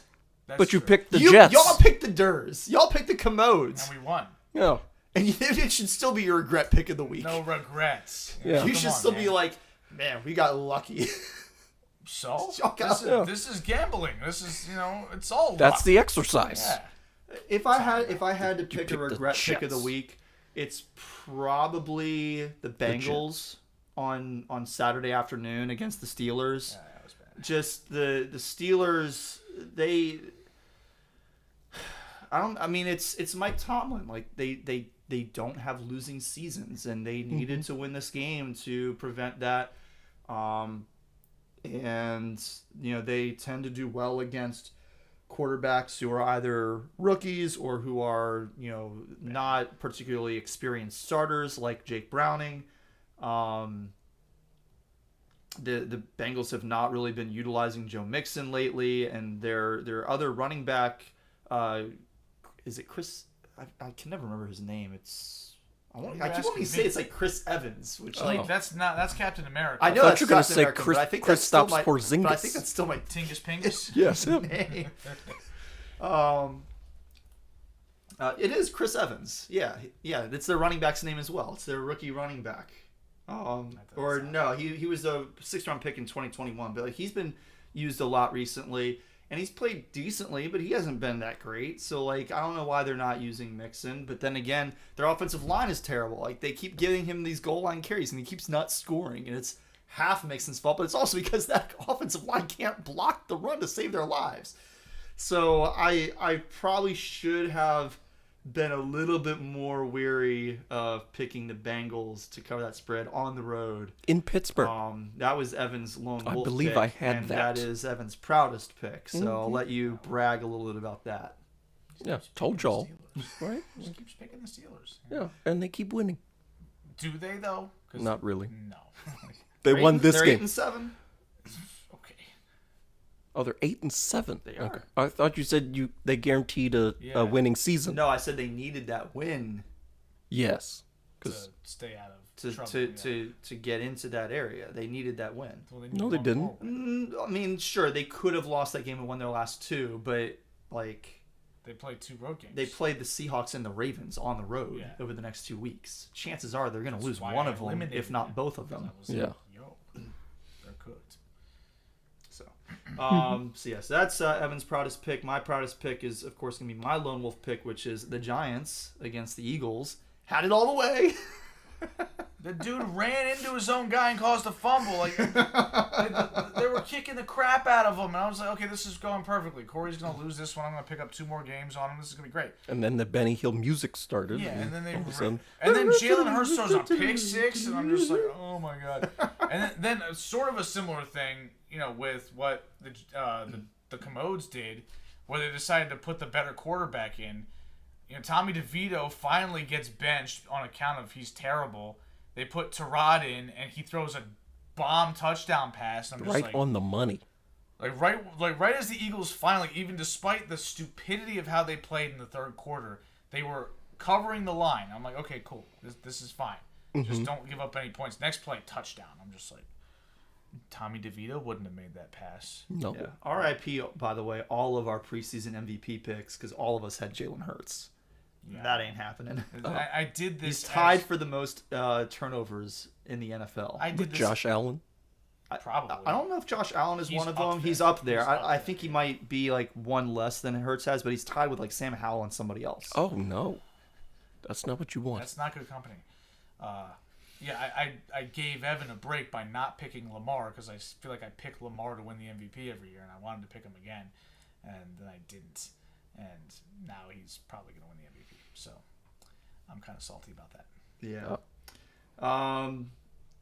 Eric did not have a proudest pick, mostly just because he didn't have any lone wolf. I didn't have any lone he didn't wolves. have any lone wolf picks, much less any correct Yeah, ones. I looked at him. I said, none of these were that, compelling. I wasn't like, oh wow, I nailed that one. It was just kind of a meh week. Yeah. Our most surprising games, Evan, yours is the Patriots beating the Broncos, which is a pretty good one. Just what? I thought the Patriots were just totally toast. They have no team, right? And they're going on the road in the altitude and all this kind of stuff, and they go out there and win. Like, excuse me, they won. What? No, I still can't believe it, right? And then your boy Chad Ryland, who was a shankopotamus his entire life. Yeah, tell me about it. With the game on the line, Sitting here in the freezing cold and wind in Denver, just drills it to win the game. Six Flags, New Jersey. You're at the Maryland game that day. I'm there in Six Flags Great Adventure looking at my phone. Chad Ryland, 43-yard field goal. No good in big letters on the phone. I'm just like, I hate this guy. And Was that Ohio State or that Purdue? was Purdue. Oh, okay. Yeah. Maryland got hosed in that game. They did, but it would have also helped if Chad Ryland could make a field goal. Yeah. They might have won even without the hose job. Mm-hmm. But, anyway, that was a good choice. But, Just what? How does that? I s- picked... Eric's most surprising was the Chiefs just appearing absolutely lifeless against the Raiders. They were uninterested. What yeah. was that?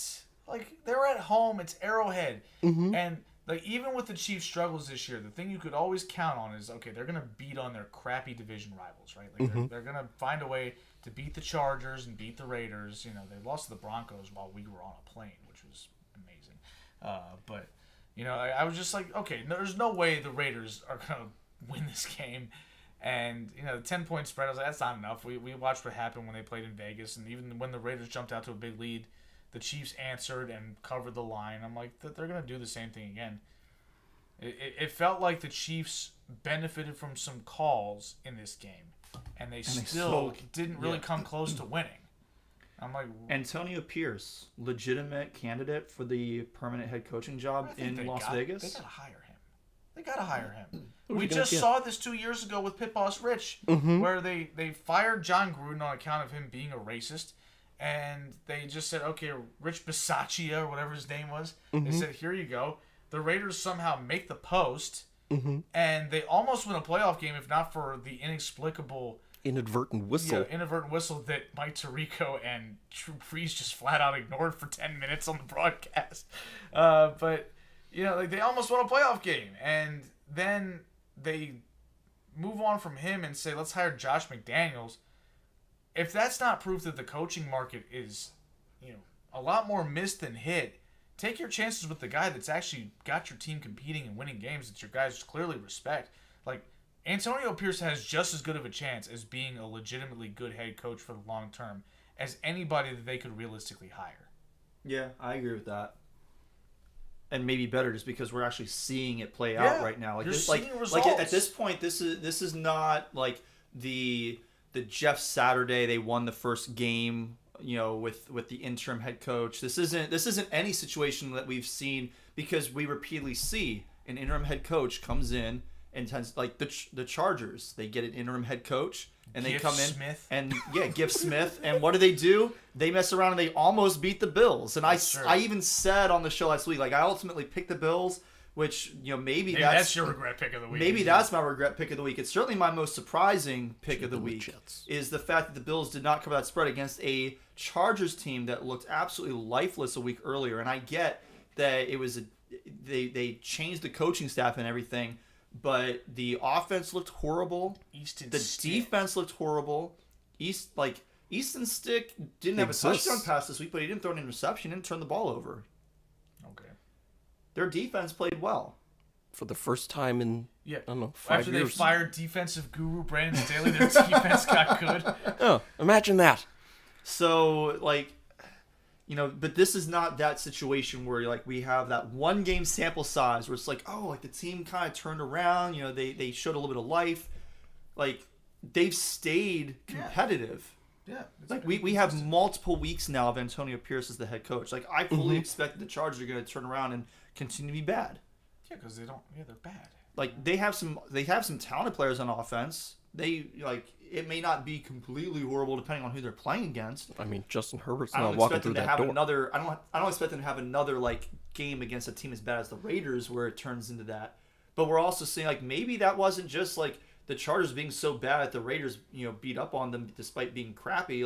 Maybe the Raiders actually have some life too because of Antonio Pierce and all the energy he's bringing to that team. I think it also needs to be noted that the Raiders, even with Josh McDaniels, were winning some games. Yes.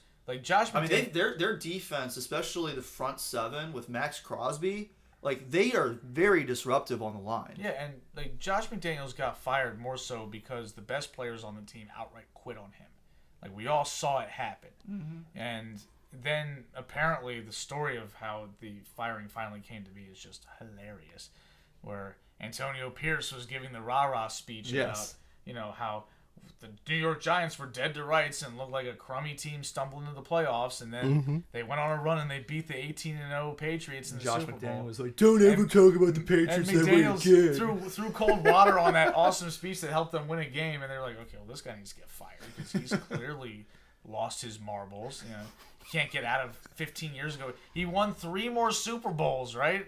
With the Patriots as their offensive coordinator, and he's sitting there whining about something that happened 15 years ago. Are you kidding me? Grow a pair, dude. Well, he lost his marbles. He needs to regrow. All the ones up here and downstairs. He ain't got nothing. No. All right, so he ain't got no job.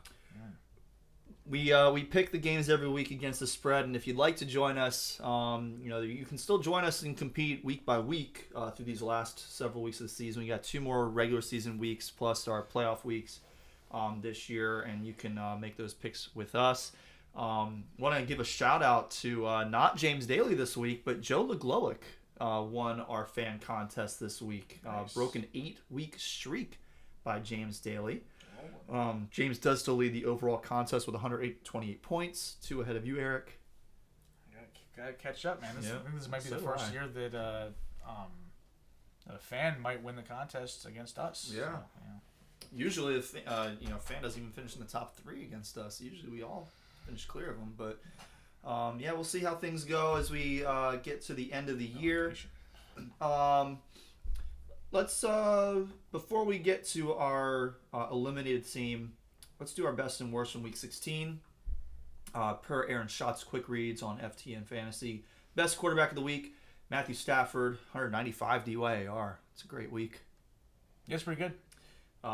Worst, the guy who finished second to worst last week. I made sure to put that in there. And then this week it was Sam Howell, minus 150. Very Minus good. 100 In just one half of play. Yikes. On pace for minus 300. Is that how DYAR works? I don't know. It basically works that way. And this factors into account that the Jets defense is good. Yes. Yes. He was that bad. Ooh. Yeah. He was Yeah, terrible. he got more points than... Forgive from me the if I didn't adjustment. watch a whole lot of this game. I don't think most people did. Although, the best running back by total DYAR was James Conner with 52 DYAR. The best by rushing only was Chris Rodriguez with 45 rushing DYAR. That could be anybody. That is the Washington running back. Not Antonio Gibson and not Brian Robinson, but Chris Rodriguez, Washington running back. Nice. Never heard of him. I've never heard of him either. Good for him. You saying you hadn't heard of him? You didn't expect him to, help you guys cover that spread? No. No. You didn't expect him to get 2 touchdowns and be pivotal to you guys covering that spread? Pivotal. No.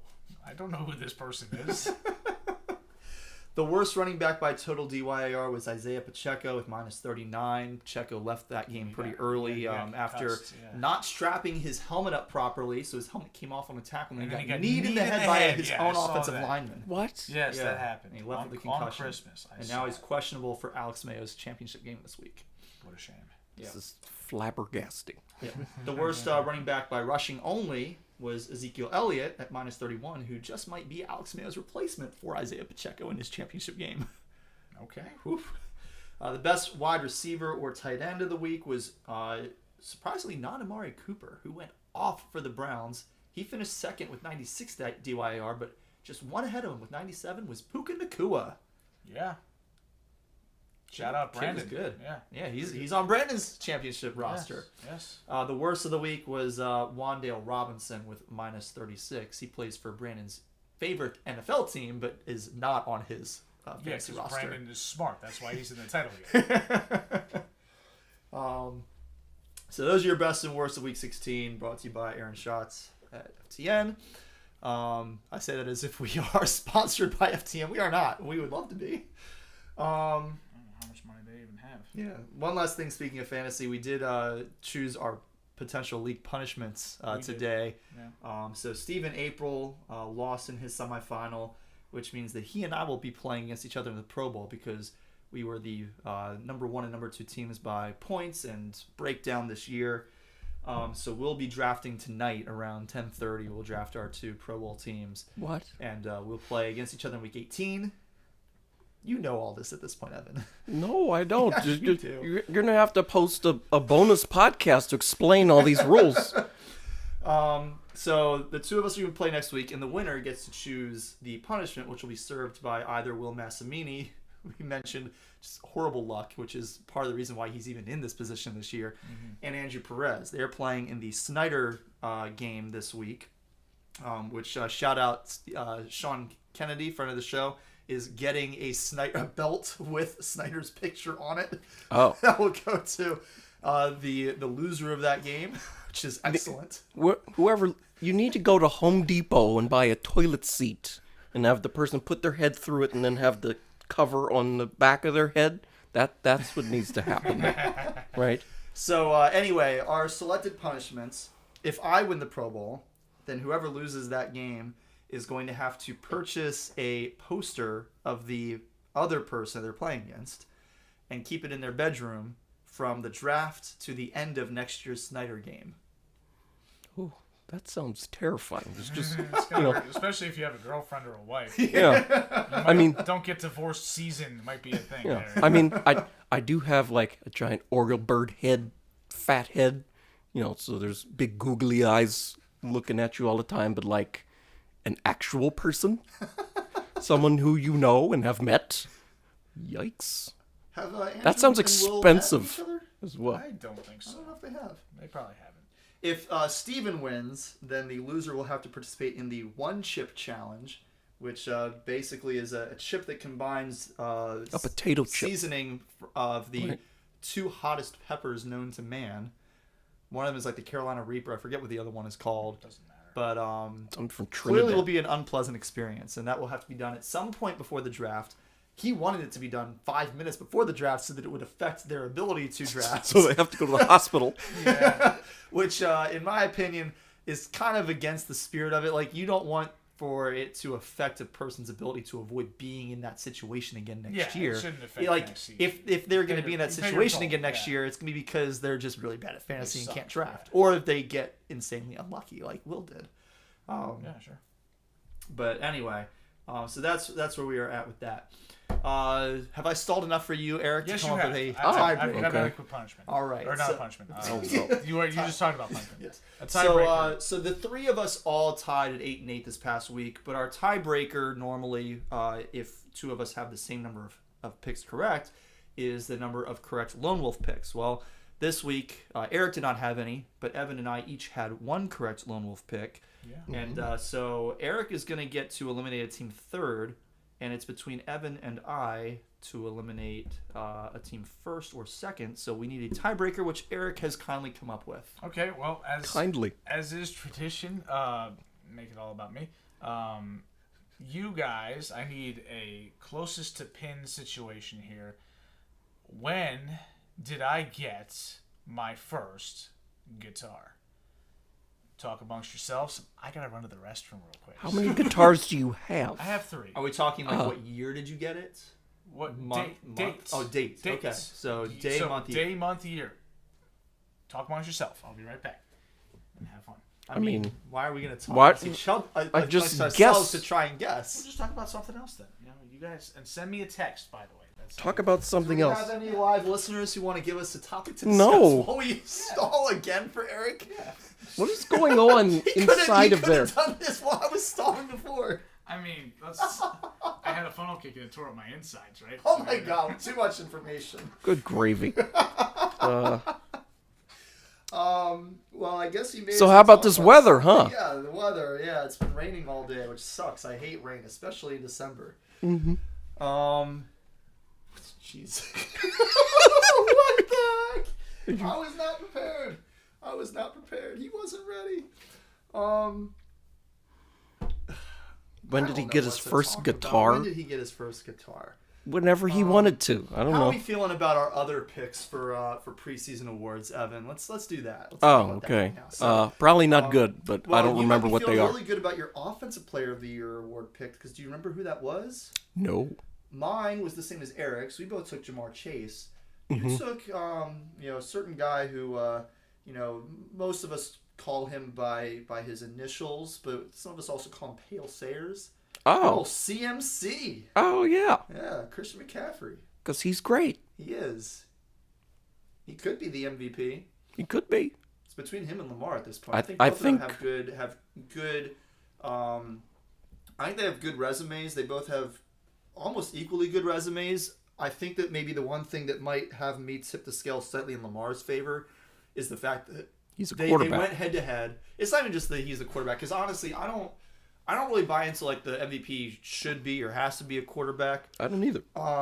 But the fact that the two teams went to head, Brock Purdy plays himself out of MVP contention, in my opinion. I think that if CMC, he had a good game, but if that good game had translated into the 49ers winning, or at least being closer than they were, Yeah. maybe I still say it's CMC, because going into it, my thought was it's CMC. He is my MVP. My number 2 at that point was probably Debo. And then I'm thinking like, Lamar, Brock Purdy. Mm-hmm. At this point, I think that Lamar going in, having that good of a game, winning that game against a 49ers team that is excellent on both sides of the ball. We were sitting on this podcast last week, and I was saying that this might be the best offense and maybe even the best team that I have seen in my lifetime in the NFL. Because, and you brought up the 91 Washington team because that is the best offense for a full season by DVOA, at least as far back as we have DVOA records for. But you weren't born yet. But I wasn't born yet. I was born 5 days after that season ended with a win in the Super Bowl over the Bills. Who coincidentally, two of us, myself and you, picked to lose in the Super Bowl this year. That's probably not happening. I mean, it could happen, right? Well, could happen. In the NFL, the playoffs, you just got to get in the tournament. Yeah. Just Obviously, funny bounces. At this point, Jamar Chase is out of the conversation, and part of that just has to do with injury. Joe Burrow being hurt. How do you feel about Micah Parsons as Defensive Player of the Year? I mean, I guess pretty good. But oh no, I guess pretty good, but also not great. I can't think of anybody else right now who should be Defensive Player of the Year. I think that you've got a few other candidates right now besides Micah Parsons. I think that you've got Nick Bosa. I think you got Myles Garrett. Yeah. I think T.J. Watt is in that conversation. Yeah, but is there a slam dunk person that I'm forgetting? Like, oh, what are you talking about? It should be this person. Part of me feels like Fred Warner has a good case for Defensive Player of the Year as well. I mean, he's consistently like the best. He's tremendous linebacker in covering wide receivers. Like he has the most interceptions and batted balls among, or at least the most batted balls among linebackers covering wide receivers specifically this year. And he's also really good against the run. Like he's an all-around great player. So I think that he's got a claim to it. So I think it's going to be interesting to see because I mean all three of us took Micah Parsons, and it's certainly not clear cut at this point. So since you guys are discussing this, the current Vegas odds for Defensive Player of the Year, Micah Parsons is a slight favorite at -115 to win DPOY. Okay. The second favorite is Myles Garrett at +110, so it's very tight. T.J. Watt is a little bit of a distant third favorite. Okay. Deron Bland has a +3,000 number. Deron Bland, not really a candidate, but he got all them pick sixes or. Oh right, yeah. So, yes, yeah. all those pick sixes against the Giants and the Commodes and on Thanksgiving. Yeah. He's like Aaron Judge that year that like most of his home runs just came against the Orioles. Yeah, but he still hit like 50 of them. So I was thinking the year before that. And the when he hit that 500-footer over the George Steinbrenner sign in left center field. Other notable, Josh Allen is a +3,500. Yes, that Josh Allen for the Jaguars. So he's the fifth favorite. I mean, he's played very well. Mm-hmm. He's played well since he got in the league, but he's played very well this season in particular. All three of us had Bijan Robinson as our offensive rookie of the year. That's not going to happen. It's going to be C.J. Stroud. Yeah, it has to be. Yeah. He's been amazing. Well, Bijan didn't and doesn't get the ball for whatever reason. Maybe the Falcons didn't draft him high enough. I gave you guys enough time, and nobody texted me. So. Oh, because I forgot. Are we texting? Yeah. Okay. He did say I guess that makes sense. I was hoping to get some buzzes while I was using a little boy's room. So what's going on? That sounds creepy. Only if you take it that way. That's on you, man. Yeah. All right. So when did you get your first guitar? I'm gonna say. I might just go with the same guess I had before. I'm not. That would be dumb.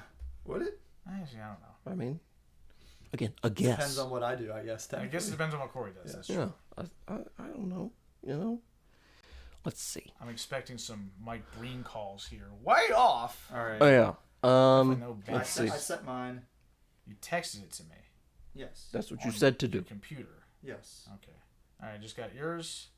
Okay. Got Cory's. That's not bad. Pressure's on Evan. Pick the same date though. Well, yeah. All right, there it is. Because the day of the year is like about having it kind of like roughly in the middle of the year. Okay, if you say so. Oh, I don't have any Not reception exactly in what here. Okay, well then Cory already sent me his, so just say yours aloud. September 1st, 2009 is my guess. Okay, well thanks guys. You mad? Well, this is what you were asking for when you did it. Okay, that is true. So I thought the date should be pretty obvious. Like you got one of two choices that are pretty obvious when I would get something like this. I don't remember It would your birthday off the top it of would my be either head. be on my birthday or on Christmas, Christmas, yeah. and I got it on Christmas. Okay. So, Evan, Now your birthday's you April, said but I couldn't September remember the something. day. September No. 1, 2009. Oh, May. No. His birthday's in June. It's June 7th, you jerk. Your birthday is January 31st. Yours is November 13th. I remember my friend's birthday. Okay. Drew's is October 29th. Sean's is October 24th. I have it in my phone so I don't forget. So I can put it up on my Thanks. calendar. Why do you when think we get his Twitter handle is Quagmire67? there. Hello? We say it every week. Anyway, so For Evan, 6 years. so Evan, you guessed September 1st. 2009? Yes. Okay, so the date was actually December 25th, 2005. 5. So, Oh. I'm pretty sure Cory wins because he's only off by 3.5 years, whereas Evan is off by 3 3/4 years. Yeah. Okay. Right? So, What did Cory say? I don't know I that. said June June 12th. 12th, 2001. 2001. Cory thought I got a guitar when I was 10, which I guess it's possible. Why not? Evan thought I got a guitar when I was in college. Yeah. So, Because I remember you describing why you had a guitar, and all you said was, "I'm gonna clean it up a little bit," but having a guitar makes all the women attracted to you. So I'm like, well, did I but actually say that? yes. 'Cause that's pretty pathetic. Yeah, and I'm like, oh well, I guess he got one then. No, I got it well before that. Okay. But anyway, okay, so I guess Cory wins the tie break, so he gets to pick first, which means I get plenty more time to figure out who the hell I'm going to pick. Yeah, so I get to pick first, and I have so far eliminated the Cardinals, who are eliminated, the Titans, who are eliminated, Lock it in. the Bears, the Giants, who are eliminated, the Broncos. Bears are not eliminated yet? No, they're not, God. technically. They're still But here's the alive, but thing, only so just. if they... on here it doesn't say like if they lose they're out, but I'm pretty sure if they lose this week they are eliminated. Right. They would have 10 losses. Yes. If they win, guess what if they beat the Falcons this week, guess what their playoff probability goes to? 1%. Yes, 1%. Yeah, I was going to guess like 0.8. They are but currently yeah. less than 1%. Oh, my God. And if they lose, it's marked as less than 1%. I'm pretty sure that means they're out. Yeah. I guess it could depend on other outcomes. But in any case, I've also eliminated the Giants, who are eliminated. I've eliminated the Broncos, the Panthers, who are eliminated, the Raiders, the Patriots, who are eliminated, the Rams, the Jets, who are eliminated, the Packers, the Bengals, the Commodes, who are eliminated, the Vikings, the Chargers, who are eliminated, and last week I eliminated the Pittsburgh Steelers. So I have eliminated all 8 teams that are currently out of playoff contention. So I don't have any easy picks in terms of how that goes this week. But I do have a team that I think is a relatively easy pick because I think that they're going to lose this week and most likely get eliminated when it happens, and that is the Saints. Solid pick. Yeah, That's who I was going to pick. That's who I was going to pick too. I was in between them and, Another team that we will find out now, I'm guessing. yes, the Pittsburgh Steelers. Okay, so Evan has eliminated the Colts, Cardinals, Panthers, Bears, Raiders, Patriots, Giants, Titans, Broncos, Rams, Commodes, Chargers, Bengals, Bills, Seahawks, Falcons, and now he is going to eliminate the team that I eliminated last week and that Eric eliminated 2 weeks ago, the Pittsburgh Steelers. No. The Steelers currently the number 10 team in the AFC, with, as we mentioned before, road games coming up in weeks 17 and 18 against the Seahawks and the Ravens. Even if they win this week against Seattle, their playoff probability is only like 32%. But Eric is pointing. yes, Eric is For pointing those like of he you has not something to say. watching on News Channel 8, Eric is pointing. So, We messed this up. Oh, no. Y'all need to switch. Evan won. Oh, Evan won? Yes. how? I don't know how I didn't catch it. I don't know how none of us caught it. You said it was 2000 and... 2005. Uh-huh. Cory said June 12th, 2001. That's Yes. 4.5 years off. No. Evan, yeah, it is. Oh, Yeah. December 25th, 2005. Yeah. Yeah. So Evan was closer. Oh. Evan was within 4 years. Cory was not within 4 years. Stop the count. Stop the count. Oh, okay. The only reason I know is because Evan's message finally came through. And Oh, I looked at it, I was okay. like, oh, wait a second. So, yeah. Oh, okay. Switch Well, it I up. picked the Saints. then. All right. So, Cory, who do you got? Well, damn. That makes things a lot more difficult for me because I already eliminated the Steelers. Yes, you did. That's why I made sure to say something. All right. So with the Saints not an option for me now, Yeah. that does buy me, I guess, another week to see what happens with that NFC South situation. I think we know how I that's think we know how it's gonna go, but still buys me a week. Let's see. I've eliminated the Bears. I have not eliminated the Falcons, so they are an option. I've eliminated the Broncos and the Raiders and the Steelers and the Bengals. Yeah, we're coming down to brass tacks. So I pretty much... And I've eliminated the Packers. Yeah. And the Vikings. Damn. Yeah. So yeah, I have to go with the Falcons. I got to eliminate the Falcons. So yeah, that's where I'm going to go with it. Yeah. That's really my only option, and yeah, we'll That- see how it goes. But I mean, I feel decent about that. It's just like the NFC South is such a crapshoot right now. Like I don't Now. know for sure what's going to happen. I feel pretty confident at this point that the Bucks are going to win it, feels and like the Bucks they're going to be the only team representing it. But The Panthers just- almost it's won it football, last so- year. yeah, They were 5-11. yeah. It's true. Yeah. So Not we'll very see good. what happens there. But there you go. So I eliminate the team that Evan eliminated last week, the Falcons. And that brings us to Eric, who has so far... he has also eliminated all the teams that are currently eliminated. Yeah. Evan has one team left who has been eliminated, but who he has not gotten rid of. Oh, okay. Well, Well, so then Evan's good next week. So Evan is good next week no matter what. oh. You just yeah. pick them. Yeah. Do you know who it is? No. Well, I'm sure you can read this. Yeah, and I'm sure you find can out. figure it out. It better not be a NFC team. It I don't probably know is. how I think you you're haven't I think you're eliminated lucky this that team. it's not. You're lucky that it's not. I don't Oh. know how you haven't eliminated this team. Yeah, I don't either. Oh. This doesn't make any Anyway, sense. Eric, you have eliminated the Rams. Mm, Yikes.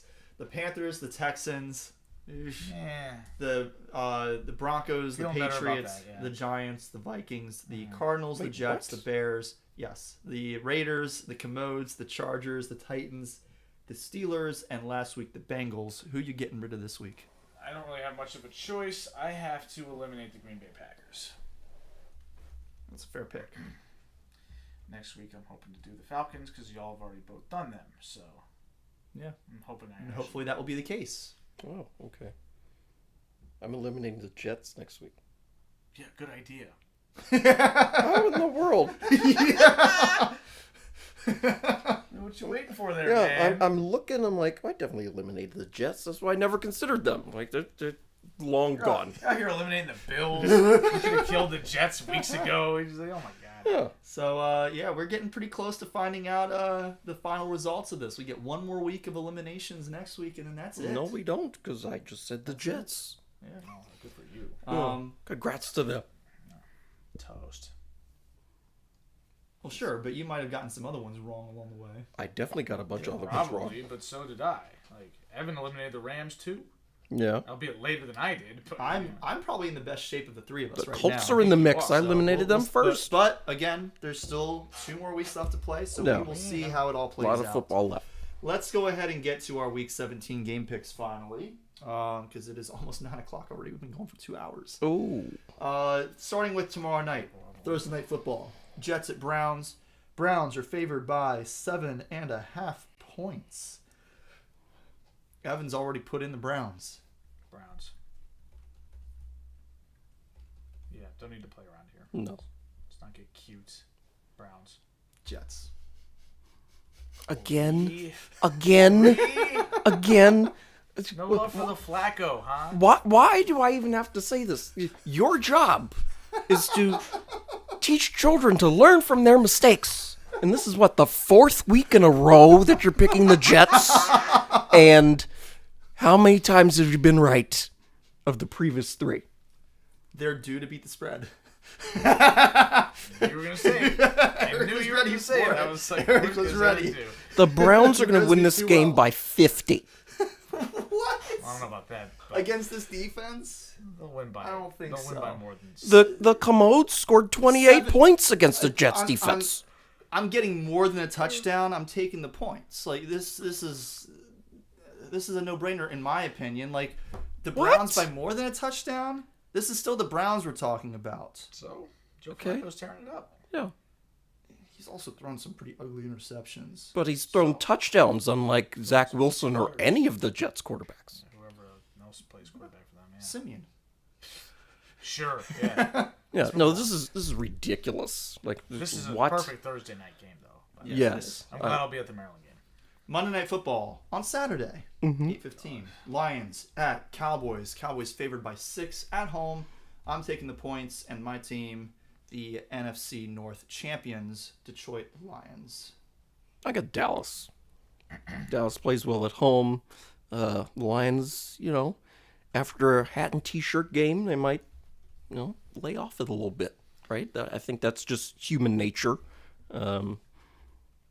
So I'll go Dallas. I do feel like, though, we might see this matchup again in the playoffs, and it'll be in Detroit, and the Lions are gonna roll. I think the Cowboys' home field advantage thing is kind of a little bit of a myth. Like it's just kind of a coincidence they played well there. Like I don't actually think that they're somehow better at home. I think Dak's play has deteriorated the last couple of weeks. So yeah, Pollard.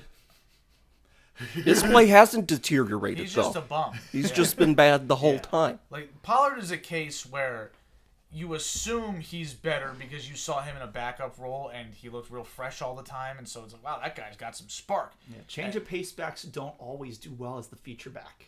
They typically don't. And There's Pollard usually a is- reason why they are the change of pace. the reason why he wasn't the starter, and he proved it with that ridiculous non-touchdown that gave me a little bit of a scare this week in my consolation game. Lions. Okay. Oh. So that's going to leave Evan on the Lonely Island for that game. So 2 games, 2 Lone Wolf picks so far. Let's move to Sunday. We don't have any Monday football this week, by the way. Everything is going to be done Sunday. It's college football on Monday. Nice, yep. 1 p.m. games. We got a lot of them because for some reason they didn't balance the schedule and give us at least 4 o'clock games. Which There aren't is annoying. 4 o'clock No, games? there are 3. Yes, I don't understand. We have 1, 2, 3, 4, 5, 6, 7, 8, 9, 10 1 o'clock games. They don't even fit in the octo box. You need 2 more boxes. Well, 3 more, because Scott Hansen's got to be on the TV. Well, but they usually when they have 8 in the early window, they just do the octobox with all of them, and they don't have Scott Hansen. And then during the weeks where we have bye weeks, and then we have 6 1 o'clock games, they have 6 games in the octobox, plus they have Scott, and they have the control room. Yeah. Anyway, What are we doing here? Dolphins at Ravens. Ravens at home, favored by a field goal and half a point And the extra. hook. Yeah, and the hook. So, Evan, I'll start with you since this is your team. I think I already know where you're gonna go. Dolphins. Yeah. This is what? Emotionally hedged. Emotionally hedge, and this is a bit of a trap game. But we did mention, Pittsburgh is next week. This game decides who gets the top seed in the conference. The Pittsburgh game is meaningless if you win this one. Yeah, but we should have beat the Dolphins. What was that, last year or 2 years ago? That was an eternity ago. This is a different team. To be fair, this game does not officially decide who gets the top seed because the Dolphins could still lose to the Bills next week, and if the Ravens beat the Steelers, they get the top seed. Okay, but if the Ravens win, they get the top Yes. seed. Yeah. That's Yes. all that really. That's my point. Is the Yes. Ravens will have plenty of reason to care about this game. They're not going to be looking past the good Dolphins to play the crummy Steelers in a meaningless game. Yeah, I agree with that completely. Oh, Ravens. Ravens. I Easy. don't feel The good. Ravens are a much better team. They're going to stomp the Dolphins. They're going to stomp this team. Oh, sound like Mike Florio. Well, I am actually leaving Eric on the Lonely Island Go on right that ahead. one because I am also taking the Dolphins. I think the Dolphins, I think that they they righted the ship with air quotes against the Jets after that horrible game. After that horrible game against the Titans, they focused on them. They kept that. They learned that lesson. They stayed focused against the Cowboys. They played well against them, and I think that they're going to at least keep this game competitive. I think that this is probably going to be one of those games that comes down to a late field goal for one team or the other to win the game, and so for that reason, I'd be surprised if this game is even a 3-point contest at the end. Certainly not more than 3. At most, I think that it might be tied and somebody kicks a field goal to win it. So I'm going with the Dolphins here. I think that Eric brings up some fair points that are I'm not taking this with a whole lot of confidence, but I also, if I took the Ravens, I would not be doing it with as much confidence, not nearly as much as Eric seems to be taking. I'm pretty confident. Yeah. So. All right, 3 games, 3 lone wolves, and not each of us feeling too has good right one now. of them. We'll see how it goes. Patriots at Bills. Bills favored by 13 and the hook. I mean, I can't stand the idea of having to root for the Patriots in any capacity, so I'm going to pick the Bills. It is a big line, though. It's a huge line. I put Bills in here yesterday, maybe. Before you even knew the line, yeah. Yes, it's sight unseen. Nobody circles the wagons like the Buffalo Bills. Particularly against this horrible Patriots team. But didn't the Bills already lose to them? They did. Yes, they did. I really don't like doing this, but I'm going to take another lone Oh, wolf pick here. God. I'm going to take the Patriots just because this is a situation where 13.5 is a lot for a team that has proven that it is not that good to cover. Stephon Diggs has not had a good game in a month and a half now, at least. Yeah, he's been ass. He's been terrible. Gabe Davis had a great game this past week, which means that he's going to go no catches on one target this week because that's what he does. He can't have back-to-back good games. Or back-to-back games where he shows up in the line score. Yes, Yeah. exactly. So what are they going to do this week? It's probably going to be the James Cook show, which fair enough. James Cook has played pretty well. He's a solid running back. He's a whole lot better than his brother is at this point in their careers. Mm-hmm. That said, if you're just having to rely on the run game, that usually does not translate into blowing the other team out. Not when you're having to rely on it for the whole game. It's one thing when you're able to settle in and use the run game after you've built a lead. But they're going to have to use the run game to build a lead, and they're going to have to use it to build a big enough lead to cover 13.5. Mm-hmm. I just don't see it. So I think Bailey Zappi has played well enough this season to cover a 13.5 point spread. So that's where I'm going to go with this one. So yeah, that's not going to happen. Falcons at the Bears. The Bears are favored by the standard 3 points at home for this game. It's when I was writing the spreads in, so Eric took the video of the spreads and sent them to us, and as I was writing these in, I misread it initially and thought it said Falcons -3. I was like, oh, Bears easy. The Bears should be favored by 3, and then I reread it. I was like, oh, they are favored by 3. Well, that's right. Damn, now I'm not really sure where to go with this one. I think the Bears have played well enough over the last few weeks that I feel like they're probably a slightly better team than the Falcons, which in my opinion would say they should probably win this game by more than just the 3-point home spread, because they should probably be favored by just over 3. They should probably be favored by 3.5 or 4 points in this game, in my opinion. So I'm taking the Bears with very little confidence, to be fair. So after the previous discussion with the Patriots and Bills, and we couldn't have disagreed more. You took the words out of my mouth on this one, right? When it's the home team -3, that means the line's I don't know, just put something in there. So I think the Bears, like you said, a little better than the Falcons, and I hate the Falcons. Oh my God, just get out of here. They don't use their good players. They just refuse. The one thing that gives me a little pause is that the Falcons are currently starting Taylor Heineke, and Taylor Heineke has proven that he is much better than Desmond Ridder. Much better. Like night and day better. He's actually a competent starting quarterback. Good for him. But I'm still taking the Bears. Yeah, I don't think that matters. Da Bears. Bears. I hate Arthur Smith. For good reason, I think.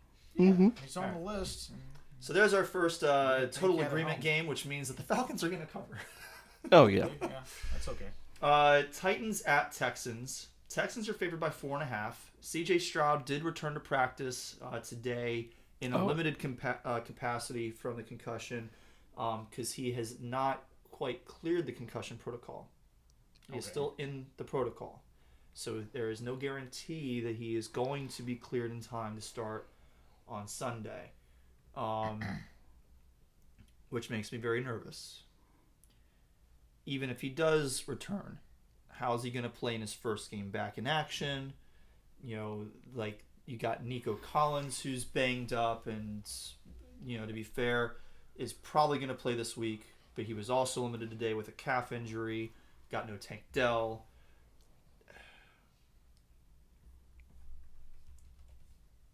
Well, I know I'm on the Texans. I'm trying to find what was their outcome this past week because they played against they played the Browns game and they lost that game. They got curb stomped. Yeah.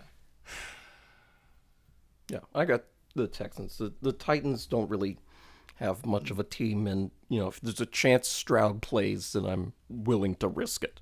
You know, what are we 5 days in advance of the game? I think I'm kind of in the boat where I'm going to say that, you know, yes, Stroud could play, but there's no guarantee, and I'd rather just take the points in this game. So I'm going to take the Titans in the 4.5 points. I mean, definitely take the Texans if the Titans are wearing Houston Oilers uniforms, I guess. I don't think they're allowed to do that again. They only get one game in those. You're not going to do it on the road. Yeah. We just watched these two teams audacity. play with Case Keenum at quarterback in Nashville, and the Texans covered. So, Texans one more time. Okay. I forgot about that. Despite just mentioning it. Gives me a third lone wolf game. Give me a chance to catch up a little bit here. We'll see if it actually happens. I have to get them right. Behind further. I have to get them right. Yes, and it also could lead to me being even further behind next week. Which, probably you know, whatever. I got my win in this version of the contest. You know, we did 3 years of the confidence picks, and we each won one. And I won the first year of this version. So if I lose, I lose. Whatever. Yeah.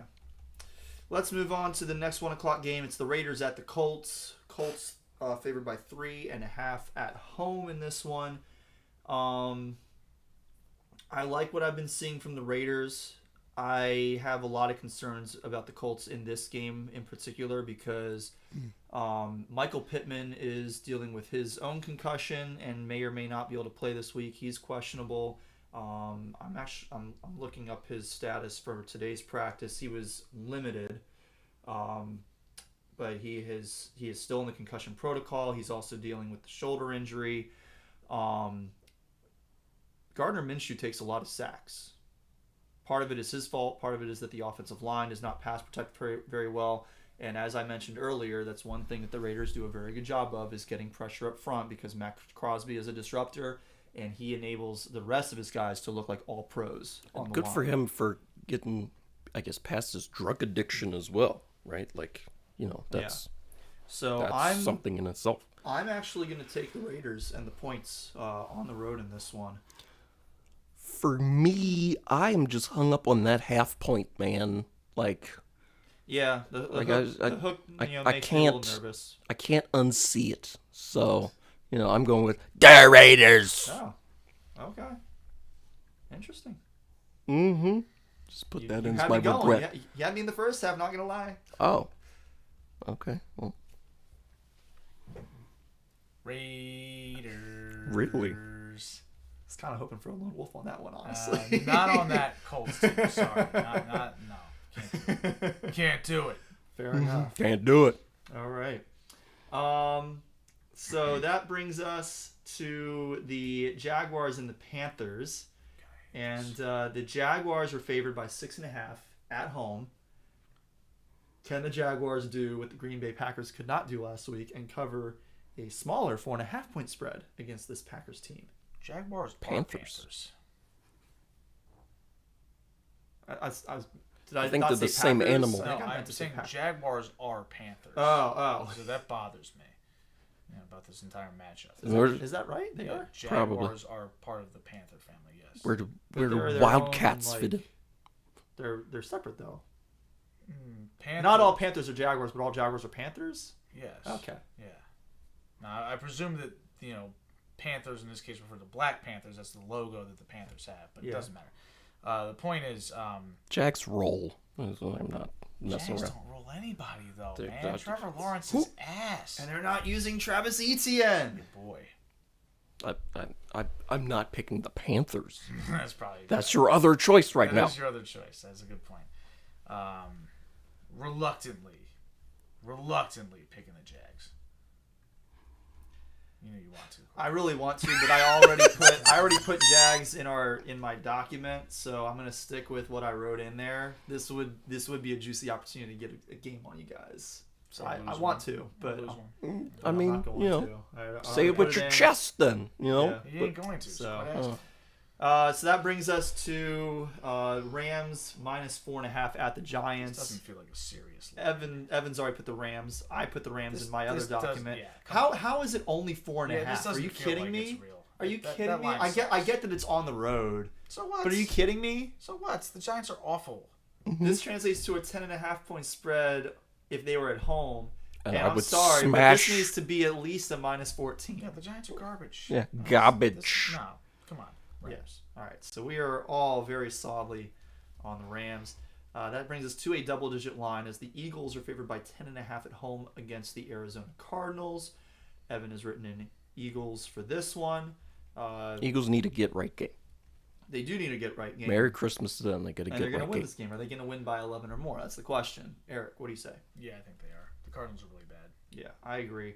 A big part of my reason for taking the Giants last week had more to do with the fact that it's a division game, and division games just get weird sometimes.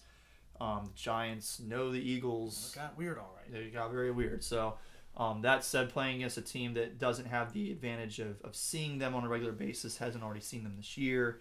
As much as Kyler Murray does make that offense a little bit more dynamic, it hasn't really translated into that much productivity.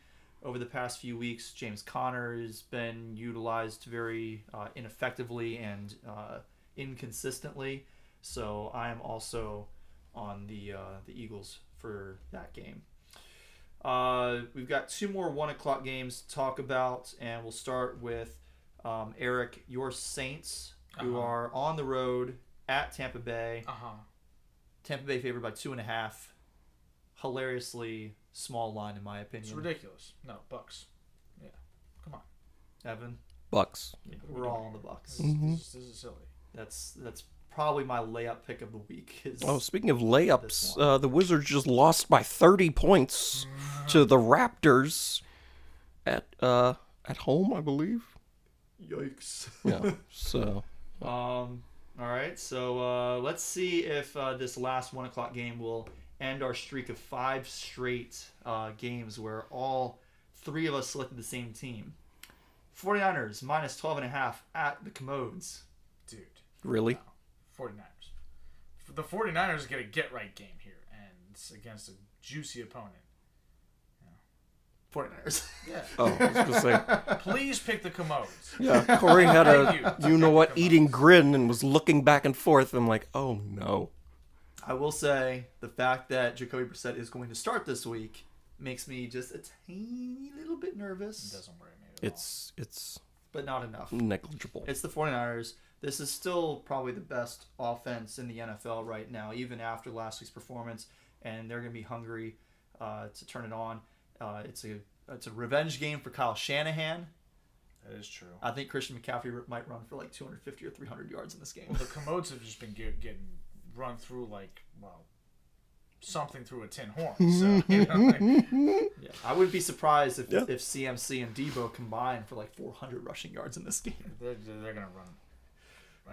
4:05 on Fox. Pittsburgh at Seattle. Seattle is a 3.5 point favorite These are the 3-4 o'clock games. Yes. These games Ooh. are awful. Yeah.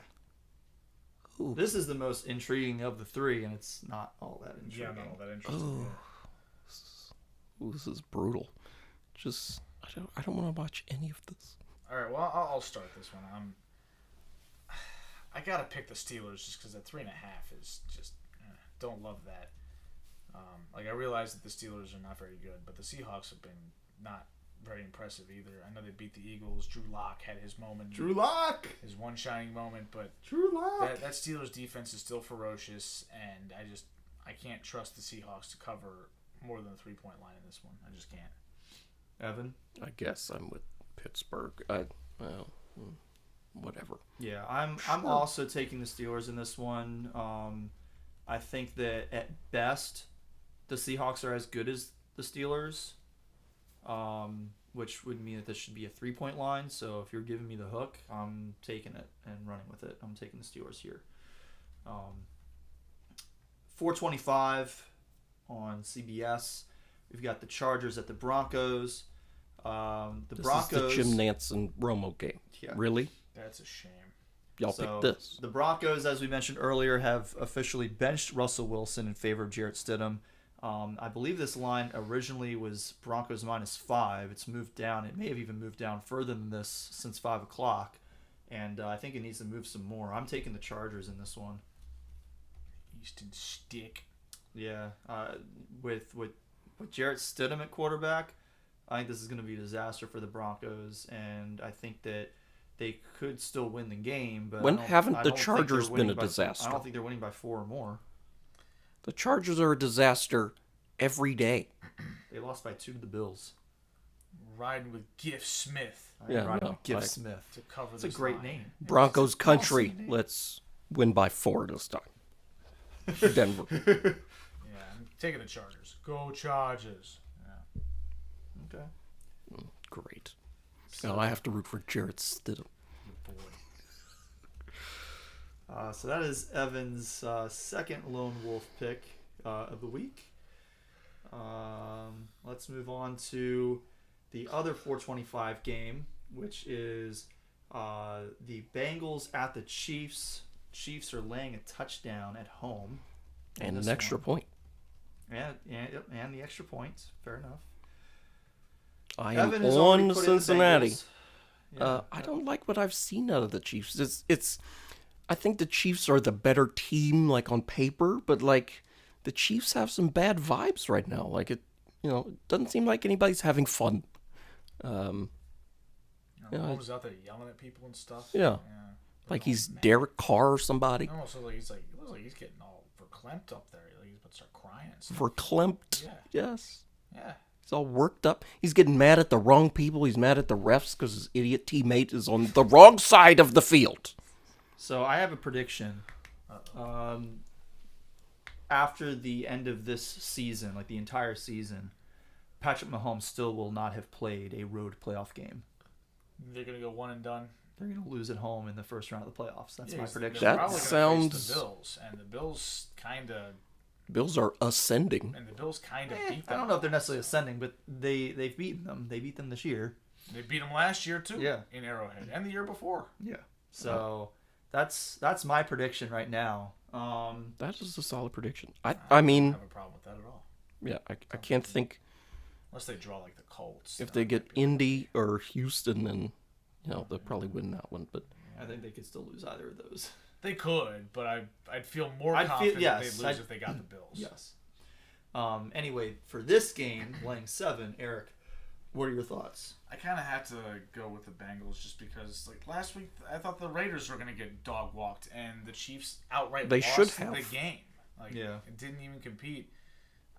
The Bengals defense is actually pretty good. Jake Browning had a bad game against the Steelers, but the Steelers do that to people like Jake Browning. Other than that, he's been pretty good. The Chiefs just feel like they're ready to pack it up for the season. Like they ain't got it. Bengals rank 26th in defensive DVOA this season. I don't care. I'm taking the Chiefs. Lone wolfing. I mean, their mascot is a wolf, so That is true. KC Wolf. Yep. I So mean- that's my 4th lone wolf pick of the week. And that'll bring us to the final game of the week, Sunday Night Football. Packers at Vikings. Vikings laying 2 as home favorites, but by less than the typical home field advantage.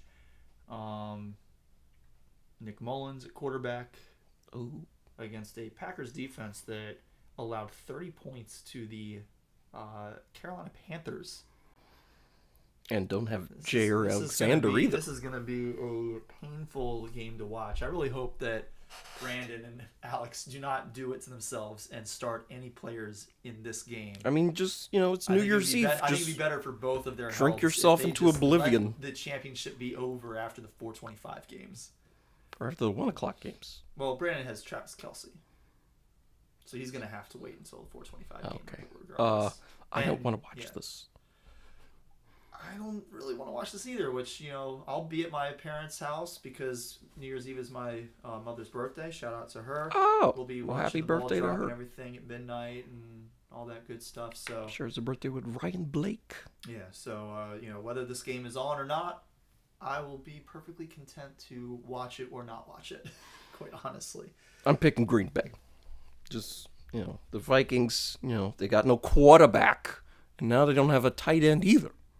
Right? Hawkinson is out for the year. And then, yes. Yeah.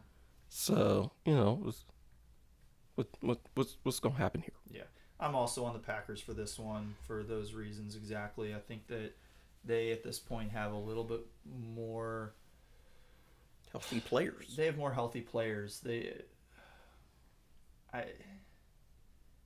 defense has been so bad, and then they don't even have Jair Alexander either. You know what? Give me the Vikings. I just talked myself out of it. Okay. Well, that's cool, I guess. I'm taking the Packers. Okay. Well, then that gives me one more Lone Wolf game. Give me 5 of them. Yeah. All right.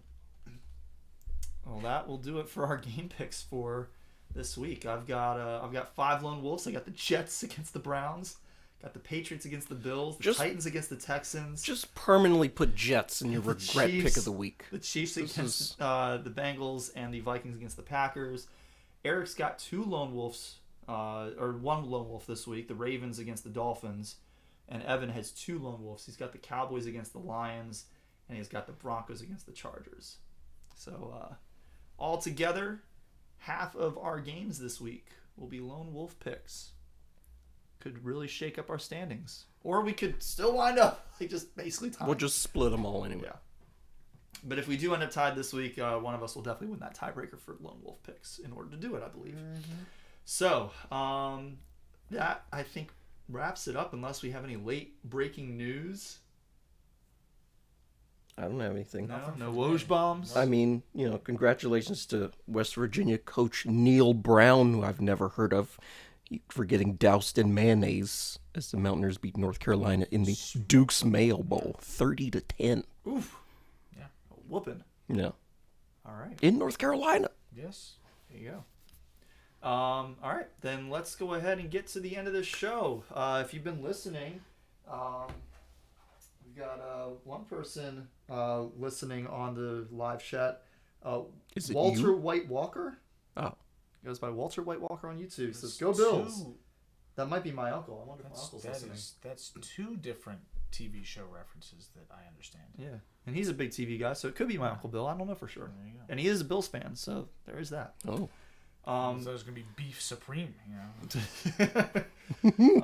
Yeah, if you enjoyed the show and you've stuck with us this long, thank you so much. And please hit that subscribe button, hit the bell icon so you know when we go live on YouTube with our live show. You can also listen to the show after the fact on Apple, Spotify. We're also on Google and Amazon. And if you have another podcatcher that you prefer that we are not on, let us know and we can look into expanding our repertoire, if you will. You can follow us on Twitter. Our show handle is at SportsBallers18. I am at Cory Puffett. Eric is at Quagmire67. And Evan is at Evan_Ash13. You can email us, thesportsballers@gmail.com. And you can also check out our brand spanking new website, thesportsballers.com. We've got our weekly picks go up there. My fantasy football recaps go up there. Every so often we write larger prediction posts for the season or for postseason stuff, and those will go up there, as well as random other columns that we feel like writing from time to time, like Eric's column about Florida State being rightfully left out of the college football playoff in his opinion. Before we get out of here, any shout outs from you guys? I pretty regularly fail to think of one, and I did again. I got nothing. Eric. One brand. I also don't have anything. All right. Well, I will shout out my wife, Rashonda, who passed her PMP exam today. Oh, good for her. Yes, congratulations to her. It's been a few weeks of misery. Yeah, misery and stress. A lot of grinding, studying, and trying to learn all the processes and all that stuff. And very, very nervous in the days leading up.